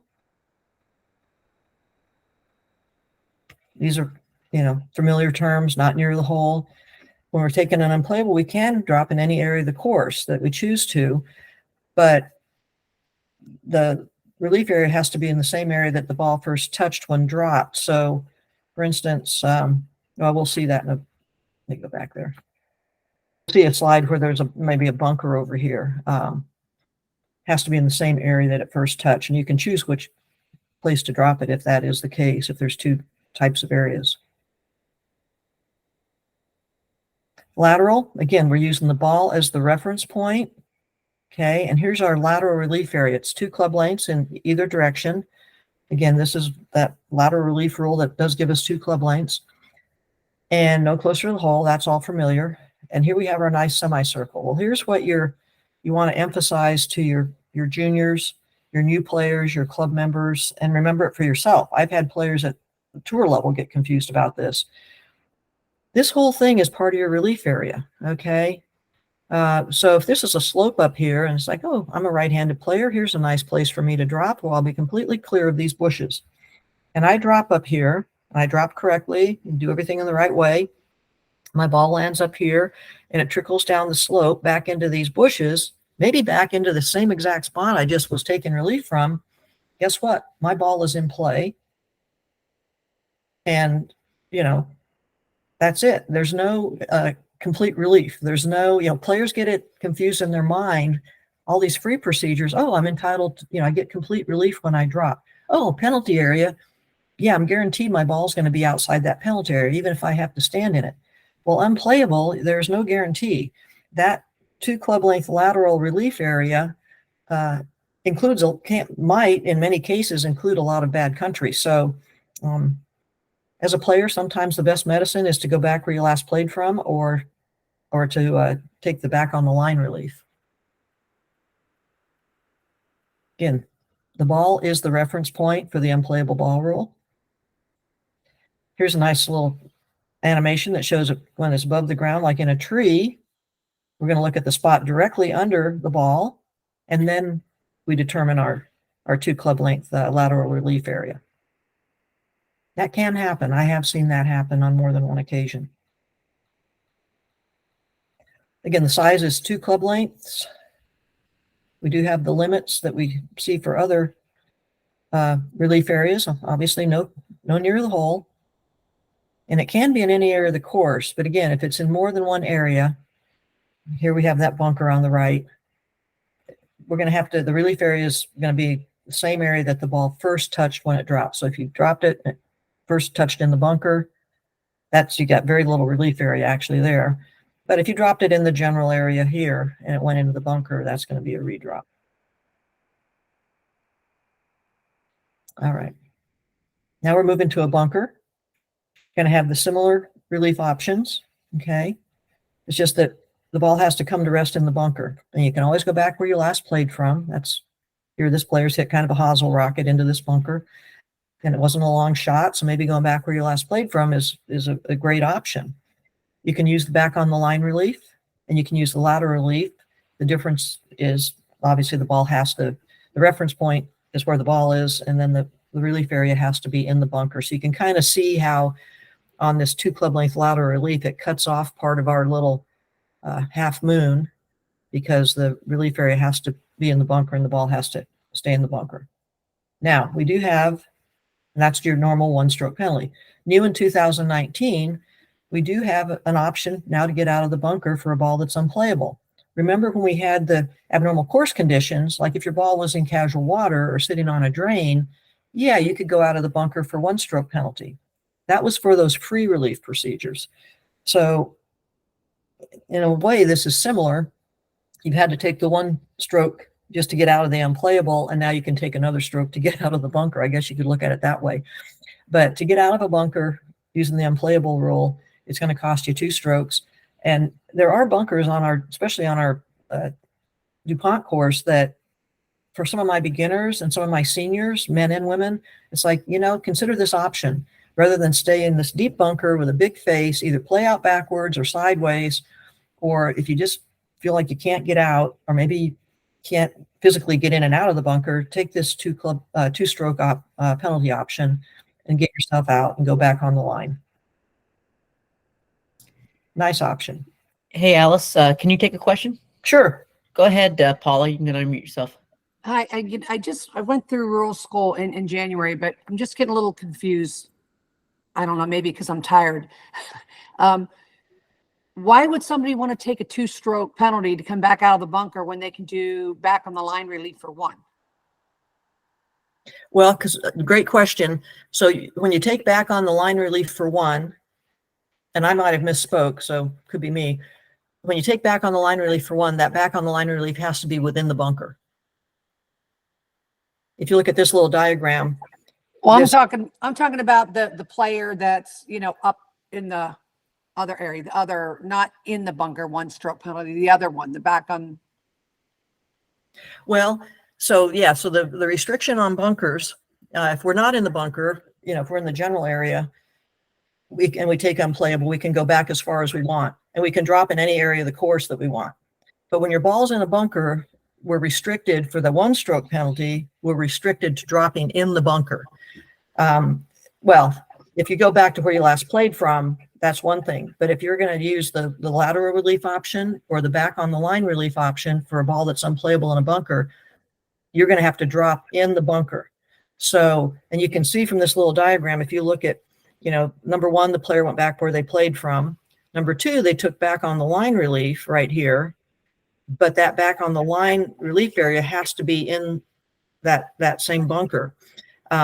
And if they use the lateral option, the relief area and the ball have to be in the bunker. So yes, you cannot get outside the bunker for an unplayable for less than 2 strokes.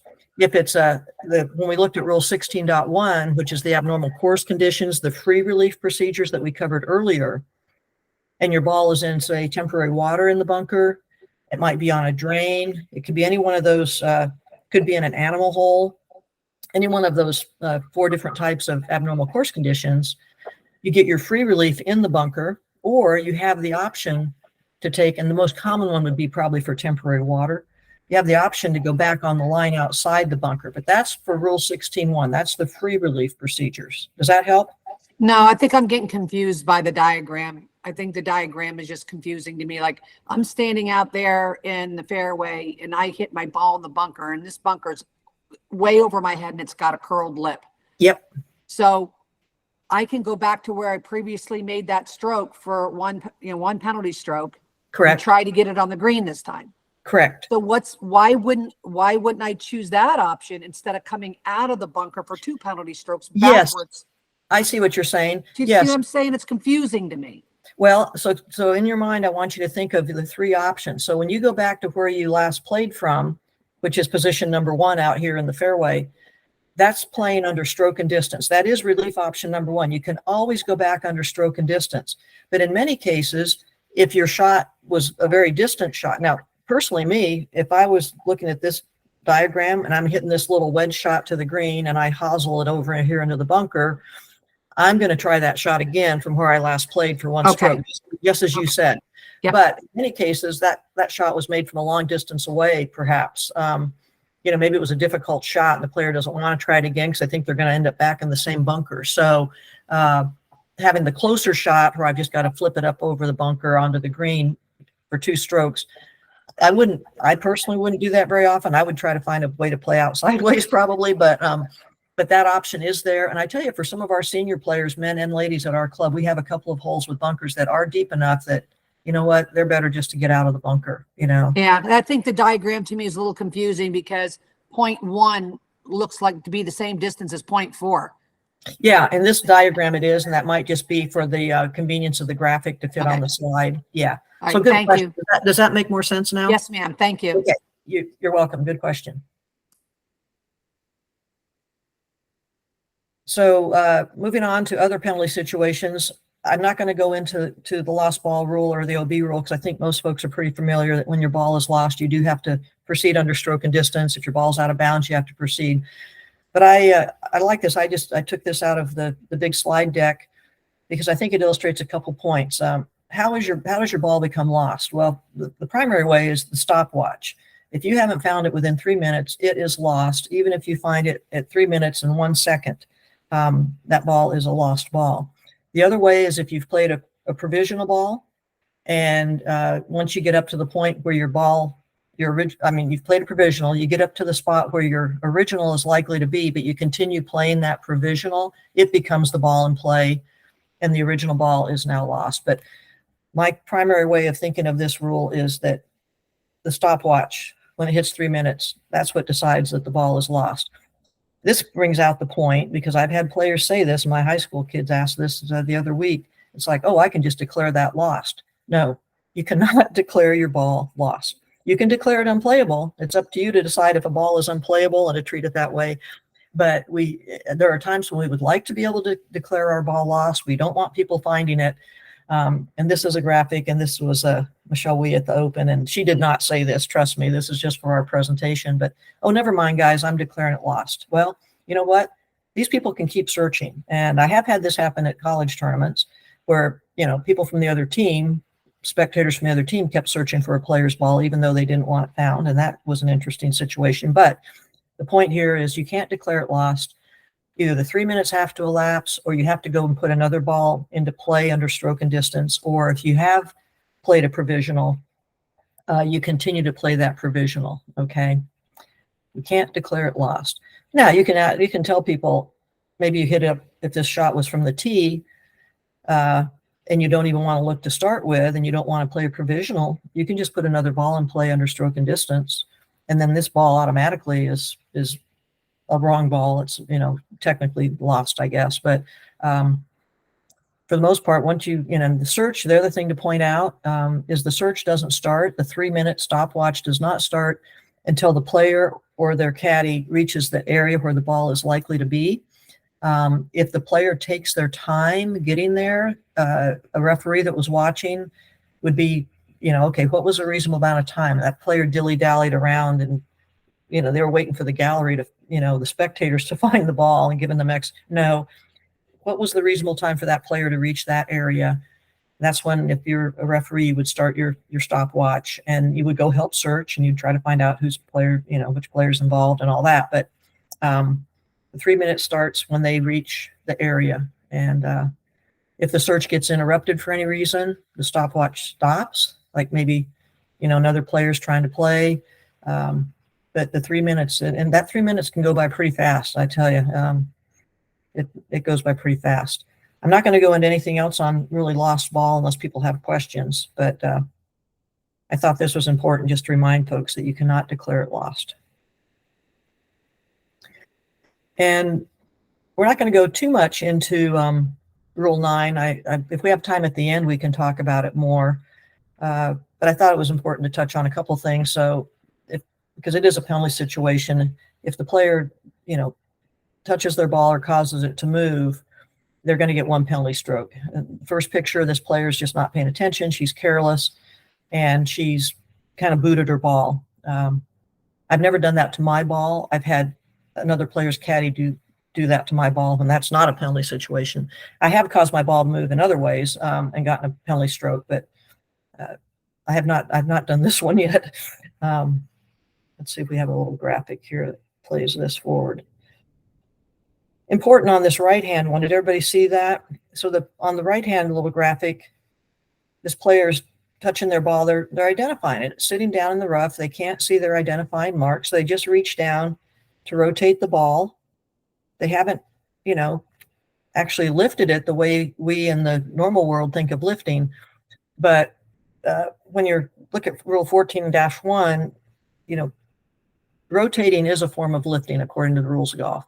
This is another one my high school kids had to inform them of because they knew they were entitled to identify their ball. And the easiest way to do it, if you just can't quite see your identifying mark, is you just rotate it in the grass. And that's all well and good, but if you haven't marked it, you're going to pick up 1 penalty stroke for doing that. So if you're working with juniors or new players, it's fine. I mean, if that's the way people do it when they're just playing normally, but if you're in a tournament situation and you do that, you are in a penalty situation. Rotating is the same as lifting.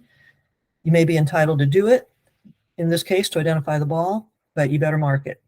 Otherwise, in general, the concept, the principle is once we tee off, the rules don't want us touching our ball until we get to the green. They don't want us moving our ball or touching it until we get to the green. Now, there's obviously a lot of rules that allow us to take relief from different things, free relief, penalty relief, where we are touching our ball. But if nothing has happened to give you permission to touch it, don't touch it until you reach the putting green. And here's some of those exceptions. Every time we have these blanket statements, we always have exceptions. And there are a lot of times that we are allowed to lift or move our ball. I'm just going to hit a couple of them. We already mentioned trying to find it or identify it. We're allowed under the rules now, and this was not true until 2019, but if we're searching for a ball, including our own, we can search pretty aggressively. Now, you can't go in there whacking stuff down to try to, cause an improvement, but you can part the bushes, you can break things, you can, sweep your foot through the tall grass or the leaves, and you're trying to find your ball. And then if you accidentally, like to use the leaf example, you're taking your club and you're sweeping back and forth in the leaves in the rough and you move your ball, that's okay because you were trying to find it. The rules want us to find our golf ball. All right. So if I accidentally cause my ball to move during search, there's no problem, just gonna replace it. Or maybe I'm trying to identify it. I'm reaching in, I see a ball in there and I'm trying to reach in to see if it's my ball and the ball moves. That's not a problem. So, and we know that on the putting green, we might catch this later in the presentation. I think this might be the only slide, but accidental movement on the putting green is absolutely fine. The putting green became very friendly to players in 2019. We no longer had to worry about being clumsy or anything. We Any accidental movement on the putting green, no problem. Doesn't matter how it happens. If the player does it, okay, it's no penalty and just going to replace the ball. Here's one, and this happens somewhat regularly, I guess. This can happen. So ball moves after it came to rest against the player equipment. So there's no penalty. Maybe I've made a stroke and its ball's, ricocheted off something and comes back against my foot. Maybe I've dropped the ball and it rolls up against my foot. Now, when I move, my ball's going to move. First of all, there's no penalty for the accidental deflection, but the ball's up against my foot or against my club, and I know that if I move, that ball's going to move. That's okay. That's not a penalty situation. If it's an outside influence, this could be another player in stroke play, could be another ball. In this case, we have this classic picture of this dog that ran on the tee and scooped up the ball. There's no penalty. Ball's replaced. Okay. All right. Going to move on to bunkers here. See how I'm doing on time. They say this is not a Photoshop. I don't know. I've had a hard time believing that. But anyway, this is obviously a bunker.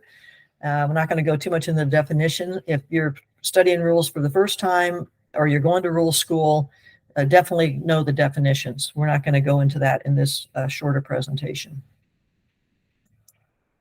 We have more permissions in the bunkers than we used to. We can remove loose impediments. We were always allowed to move movable obstructions, but until 2019, we could not remove any loose impediments. But now, before you play your shot out of the bunker, you can remove leaves and twigs and whatnot. If it's a loose impediment, you do have to be careful, because if your ball moves as a result of you removing that loose impediment, you are in a one-stroke penalty situation. But if it's a movable obstruction, like let's say it's a candy wrapper or a cigarette butt or something, the man-made things, the movable obstructions, those are always man-made, artificial. A rake is probably the most common one. If you move that rake and your ball moves, there's no problem, and you replace it. But we do have more permissions in the bunkers than we used to have with the loose impediments. And this just points out that even if you touch the sand, which we're not normally supposed to do in the bunker, or it improves the area, it's still okay. A reminder that we must not deliberately touch the sand with anything to test the condition. Yeah, we can lay our clubs in the bunker and we can lean on a club, but if we're doing anything to test the condition, that's a problem. Striking the sand in anger or frustration, it does not result in a penalty. This is such a common occurrence. It used to be a problem, but as long as this is Ginger, as long as, you haven't done anything to improve the condition affecting the next stroke, and in this case, she hasn't, the ball hit up in the bank and rolled back down, and she's just mad. No penalty for that. Moving to the putting green. Okay, we finally have reached the putting green, thankfully, after all of our trials and tribulations. This is a nice little graphic because it shows how a putting green is defined. It's where that specially prepared area starts. There's a distinct, in this case, there's a distinct cut of grass between the green and the collar. If there's not, and quite often there's not, especially at some of these championships that they've really got it shaved down, or maybe there's been a little bit of disease or whatever along the edge, the committee will usually define the edge, maybe with some paint dots. That's what we've done at the different PGA events. I think the section probably does that too. So you would define that. And the ball's on the putting green. Part of the ball has to be touching the putting green. Let me go back to that. It's possible, there's information in the rules about what happens when a ball shares two areas of the course, and I'm not going to go into that. But on the case of a putting green, your ball is on the putting green when part of the ball touches. It can't just overhang. Like if this was a kind of a high collar and the ball was kind of overhanging the putting green, no, it's not on the putting green unless it touches it. I had a ruling at the KPMG a few years ago.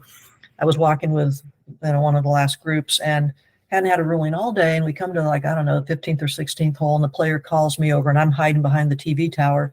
And the player calls me over and she goes, "Is my ball on the green?" And I bend down and I look, and it was really close. And my standard was, can I slip a piece of paper under there or not? And I didn't think I could. So, it was hard to tell, with my old eyes, but I made the determination that that her ball was on the green. And as I walked away, I thought, oh boy, I hope the high def cameras don't prove me wrong, but the ball has to actually be touching. We have a lot of permissions on the putting green. I mean, the teeing area is kind of the candy land, if you will, as far as things that you can do. And it's followed second by the putting green. We have lots of permissions. It's here we've arrived. We've made it to the green, and we got lots of things that we can do that we can't do elsewhere. You know, we can always lift it and clean it. Just make sure you mark it. Speaking of markers, a change in 2019 was that a ball marker now has to be an artificial object. It can't be a twig or a little pebble or anything like that. So before you lift it, you do have to mark it. We can remove sand, loose soil, and repair damage. And the key thing here is, let me see if I've got another slide for that. The key thing here to remember is it's not to do this on the putting green. Your ball doesn't have to be on the putting green. What matters is where is the sand and loose soil and where is the damage. So if the stuff on the putting green is like on the top one, he's moving some sand. Down at the bottom, this player, his ball is on the collar, but he's allowed to repair the damage. So your ball doesn't have to be on the putting green, but the sand and loose soil better be on the putting green, and the damage better be on the putting green. In the big presentation, they have a video of Rory McIlroy at a tournament where he had hit out of a bunker, or there was a lot of sand that had been, thrown out of the bunker on the collar of the green and onto the green, and his ball was on the collar, and he was going to putt, and he was brushing the sand away both on the green and on the collar. And he put himself in a penalty situation by brushing the sand that was on the collar. So again, it doesn't matter where your ball is. You can always remove sand and loose soil that's on the green, and you can always repair the damage. But those two things have to be on the green, regardless of where your ball is. We've got a little video here. We can repair all kinds of damage now. This was a great change in 2019, and it just helped us out both as players, I think, and as referees to make things a little bit simpler. Let's take a look. The 2019 rules allow you to repair almost any damage on the putting green. In addition to ball marks and old hole plugs, you are allowed to repair spike marks and any other damage caused by shoes, repair animal damage, and repair damage caused by maintenance practices. The fixing and repairing of the putting green must be done promptly and must not improve your line of play beyond the repair of the damage. Okay, so that was a nice little video that showed just, what we can repair. And as long as we don't go crazy and try to tamp down a little track, or, you can't bring in a roller or anything. You have to do it with your hand or the club, something like that. But we can repair all of that damage. So we have an internal definition here, and I thought this was a nice screen because I think there are some questions on this rule, even at players at a high level, about what they can and can't repair. So let's just go through this. First part of it has to be caused by any person or outside influence, okay?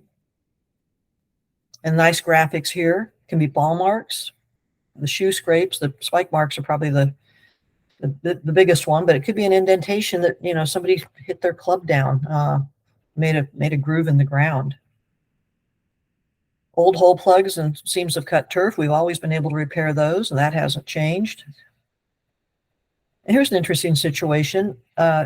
Even though this damage, we have this ground under repair on the putting green, and even though it's marked as ground under repair, that doesn't preclude you, like let's say you wanted to go ahead and putt through, you didn't want to take your normal ground under repair relief, you just want to putt through this, you're allowed to repair the damage inside that ground under repair area. That was made, if it didn't have a line around it, you'd still be able to repair it because it was made by a maintenance goof up. Animal tracks, hoof indentations, any embedded object and the indentations caused by them. Typical one is when a greens mower will run over a stone, or an acorn, but maybe somebody left a tee in the green, but this hail is I'm not sure I'd be out there playing with hail like that, but that can be repaired. But things that we can't repair, even though these are we think they're damaged and they were caused by a person, if it was a normal maintenance practice, and aeration holes being probably the most common, and verticutting also, that's a normal maintenance practice. We are not allowed to repair that. However, there is a model local rule. I know we're using it for our high school, some of our high school matches, because greens have just been aerated. There is a model local rule to deal with this. I would definitely encourage that if you do have fresh aeration holes, but otherwise there's no relief from those. This is the one probably we get more questions about. The aeration holes, yes, and players don't want to play out of those, but natural imperfections on the green.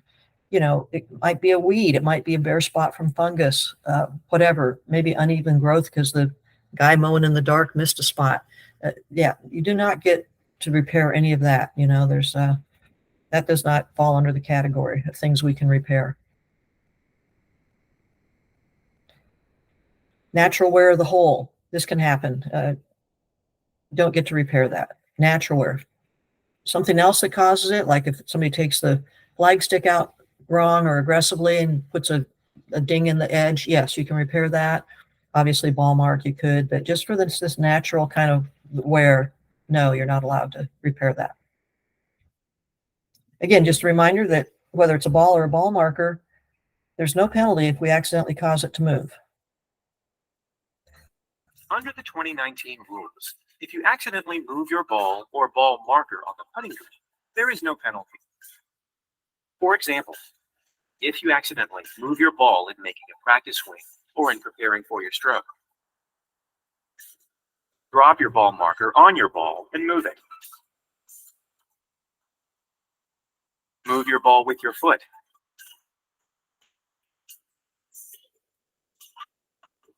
Or cause your ball marker to move. There is no penalty, and you simply replace your ball or ball marker on its original spot.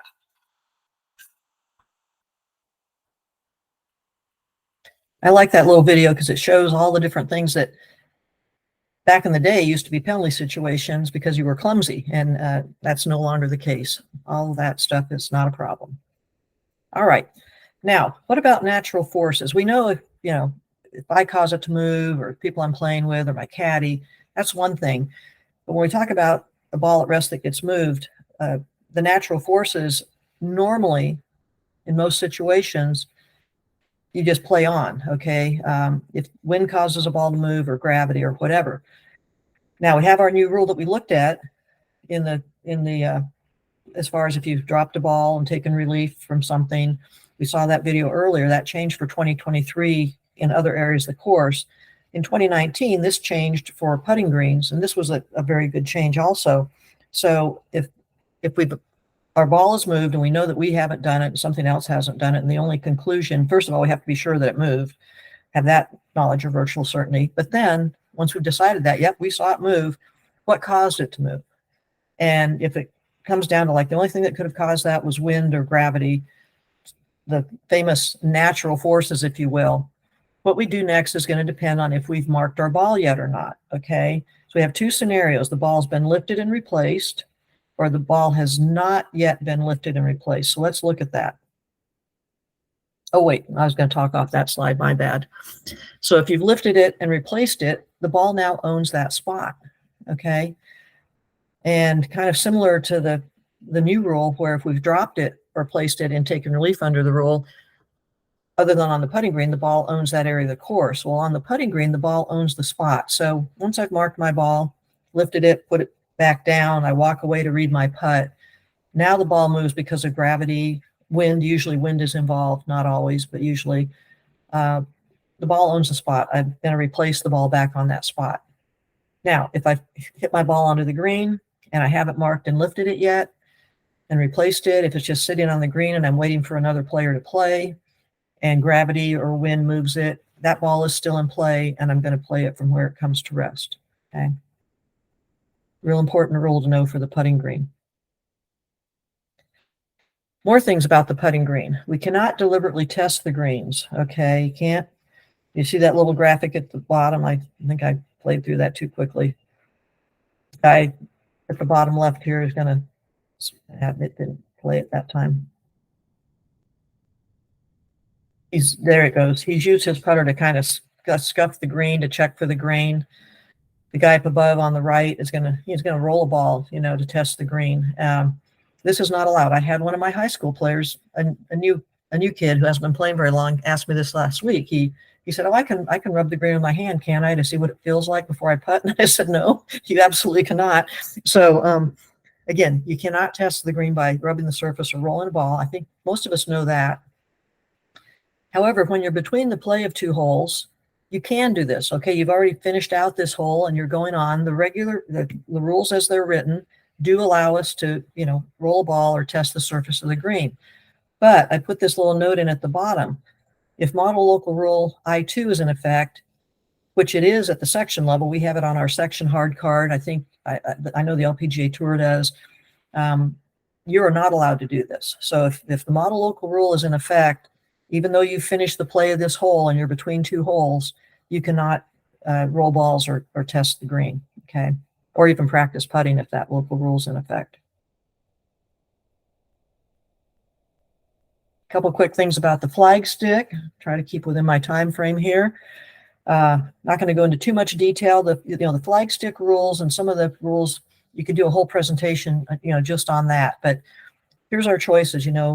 We can leave the flag stick in, as we know, since 2019. We can putt with the flag stick in the hole, or we can ask to have it removed. And you can have the flag stick removed. You can ask to have it attended or just taken out. There's nothing too new there to talk about unless anybody has questions. And then for a ball that's resting against the flag stick, we're going to, let me go. I lost my order. Okay. So here's about having the flag stick removed. The main thing is you got to decide before you are going to hit your putt or make your shot. But do you want it in? Do you want it out? You can't leave it in and then as the ball's rolling to the hole, say, "Oh, please take it out." You've got to decide ahead of time.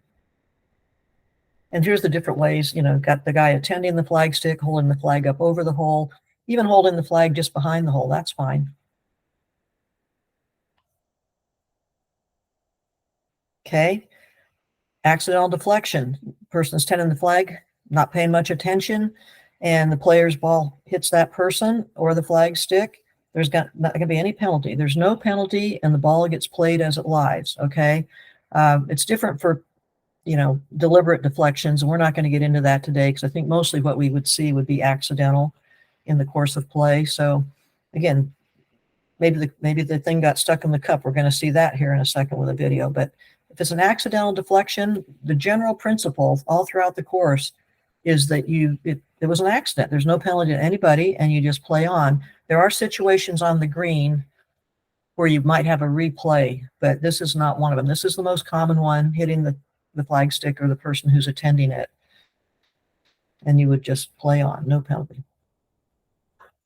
Shambo, scramble around here, but the putter has had a couple of moments on this first 5 holes.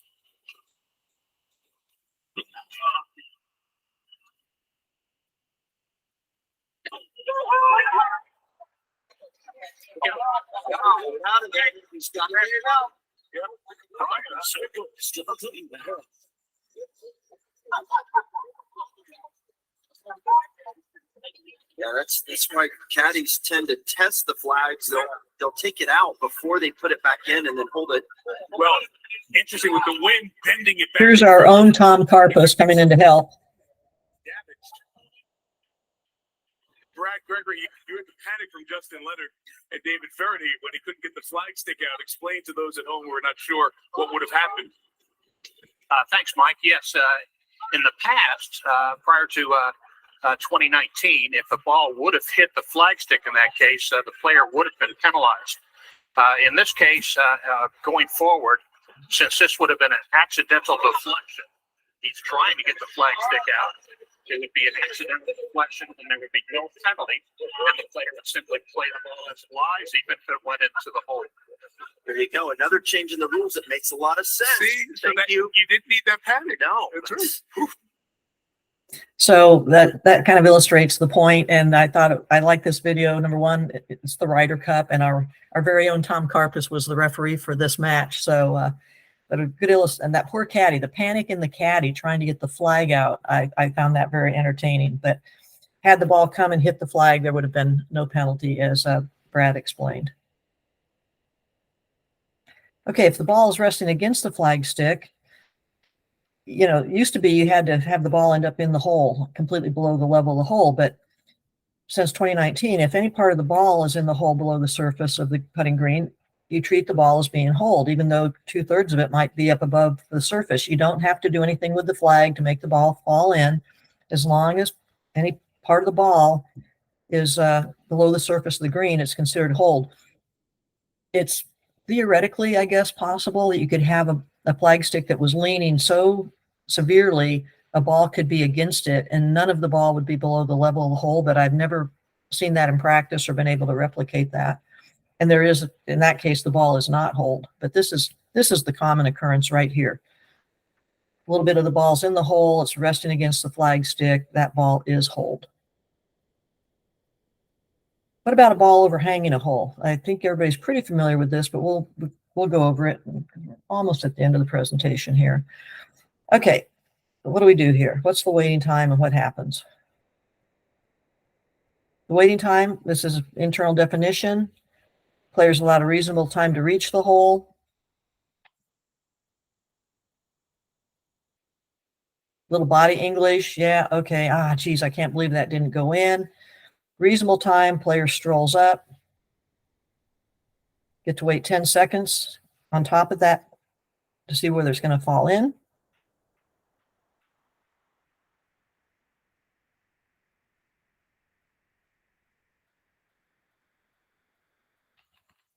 That might have been more than 10 seconds. But anyway, the player has 10 seconds after they've reached the hole to see if it's going to fall in. And if it does, they've holed out with their previous stroke. Something to point out is the player cannot meander around, you know, take a long circuitous route to get to the hole. They can kind of step back. This happened at the Solheim Cup. They can go, oh, I can't believe that didn't go in. But, and the referee could take some of that into consideration. But as long as they walk pretty much straight to the hole in a timely fashion, then that's when the 10-second clock would start. And if the ball doesn't fall in that waiting time, it's treated as being at rest. So even if it does fall in, you're going to get the one penalty stroke on top of that. So you might as well go ahead and just tap it in at that point, and then it's in the hole. Okay, we're finally finishing up our round and finishing up our presentation. In stroke play, we know in match play we have concessions and you don't have to hole out. But in stroke play, the player must hole out on every hole. Again, we've looked at some situations that are must correct or DQ in stroke play, and this is one of the important ones. Failure to hole out, must correct this mistake before you tee off on the next hole or before you return your scorecard. And if you don't meet that timeline, you're going to be disqualified. We had a club tournament a couple of years ago, and it was a stroke play event. And one of our better players was just angry, and, you know, she had missed a short putt, and it was sitting there, you know, had lipped out or whatever, and she just scooped her ball up and walked away. And it wasn't a big high-level club event, but it was a competitive event. And one of the other players in the group said, I think you need to put that out. And then another player said, oh, no, she wasn't going to miss that. But the player who did it was a pretty good player, and she realized that the first player was right. And she goes, no, she's right. I do need to putt out. So she put her ball back down on the green where she had picked it up from, and that cost her one stroke to lift that ball in play. And she putted out and she went on. But if she had not done that and she teed off on the next hole, she would have been disqualified. Another stroke play rule, we don't use scorecards in match play, although players quite often will carry a scorecard to keep track of the match. But in stroke play, a scorecard is a must, and the player and the marker have responsibility. So this is just to remind us, for those of you that are playing and officiating at stroke play events, but especially for us players, this is more a player-related slide. It's just a reminder that, you know, you've got to check to make sure, if this is my card, I've got to make sure there's a score in every box that matches up with what I think I made on those holes. And I have to sign the card, and it's my responsibility, if this is my scorecard, to ensure that my marker signs the card. You know, if the marker fails to sign the card, don't blame the marker. Yeah, they were careless too, but you as the player that owns that card, make sure that it has score in each box and two signatures on it. We do have a model local rule now that we're going to use at the section level, and I think all of the the tours are going to use it, that, and we covered this in our last presentation, that with this model local rule in effect, if a signature is missing, the player's not going to be disqualified, but they are going to get a 2-stroke penalty. But just for you players out there, it's amazing how often this happens. At least once a season when I'm officiating events, somebody fails to sign their card. It probably happens more often than having the wrong score on the card. People are excited or they're not excited about how they played and they just can't wait to get out of that scoring area. But when you're at that score table, do your due diligence. So other rules to consider that we didn't really get into too much today. We did a little bit about ball at rest moved. That can be a whole presentation in and of itself. Accidental deflections, we talked about a little bit. Again, the key concept is it doesn't matter who you hit or what you hit with your golf ball, you know, as long as it was accidental. If somebody deliberately deflects your ball, there could be a penalty situation and there's a different way to handle that. But accidental deflections happen and the rules of golf recognize that now. And, you know, if I hit my ball and it hits a tree and comes back and hits me, that used to be a penalty situation. I know because I've been penalized in that situation and it no longer is. That's just for better or worse, you know, play on from where the ball ends up. We didn't touch on 14.7, which is playing from a wrong place. But again, that's a fairly lengthy rule to cover. Any questions? Go for it, Paula. I belong to a Facebook group, 2 Facebook groups for golf rules officials. And, you know, this is my 2nd year being a rules official. I went through USGA Golf House twice. But where I'm confused is when you're holding the ball, people would post pictures, rules officials would post pictures and try to get the consensus of the group. Is this ball hold or not? And I'm really confused on a lot of these. Like in one picture, you can see the ball hit about 2 inches before the hole and it dug a trench, went into the holes, embedded in the side of the cup. Another picture, the ball just kind of came in, is embedded in the cup, some out, some in, some touching the liner. Another one coming in, missing the liner and embedded in the turf, pushing the whole circle out. 3 or 4 different scenarios of this ball being like embedded with trenches. And I can't tell if the ball's hold or not. So I would love to be able to get some answers to some of that, because I didn't get any definitive answers in these groups because there's so much debate back and forth with everyone that I never saw clear-cut answer on some of these. Yeah, so I mean, if you go to the definition of hold, you know, you have to kind of go by that. And as a referee, there could be some gray area, but other than when the ball is resting against the flag stick, the ball to be hold, it has to be, you know, below. The entire ball has to be below the surface of the putting green. So that's in the definition. So without seeing the pictures, you know, if the entire ball is below the surface of the putting green, then it's most likely hold, no matter how it got there. And the only exception, the unusual circumstance, is when it's resting against the flag stick, then only part of the ball has to be below the surface. Does that help? Well, yeah, that's what I thought, but they're debating and they're saying, no, it's not hold.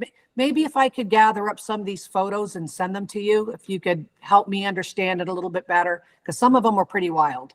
Yeah, well, you know, and quite candidly, in those situations, whoever's the committee in charge is going to have to make that determination. So what I might think qualifies as hold or not hold, another committee might see it differently. So there's a lot of things we do as referees that there are no black and white, you know, guidelines for us, unfortunately. And we do have to, that's why we get paid the big bucks, so that we can make these interpretations. So, I mean, I don't do social media. I'm not on Facebook. But I would just say that even if I did look at those pictures, you and I might come to a different conclusion than the committee that made the ruling.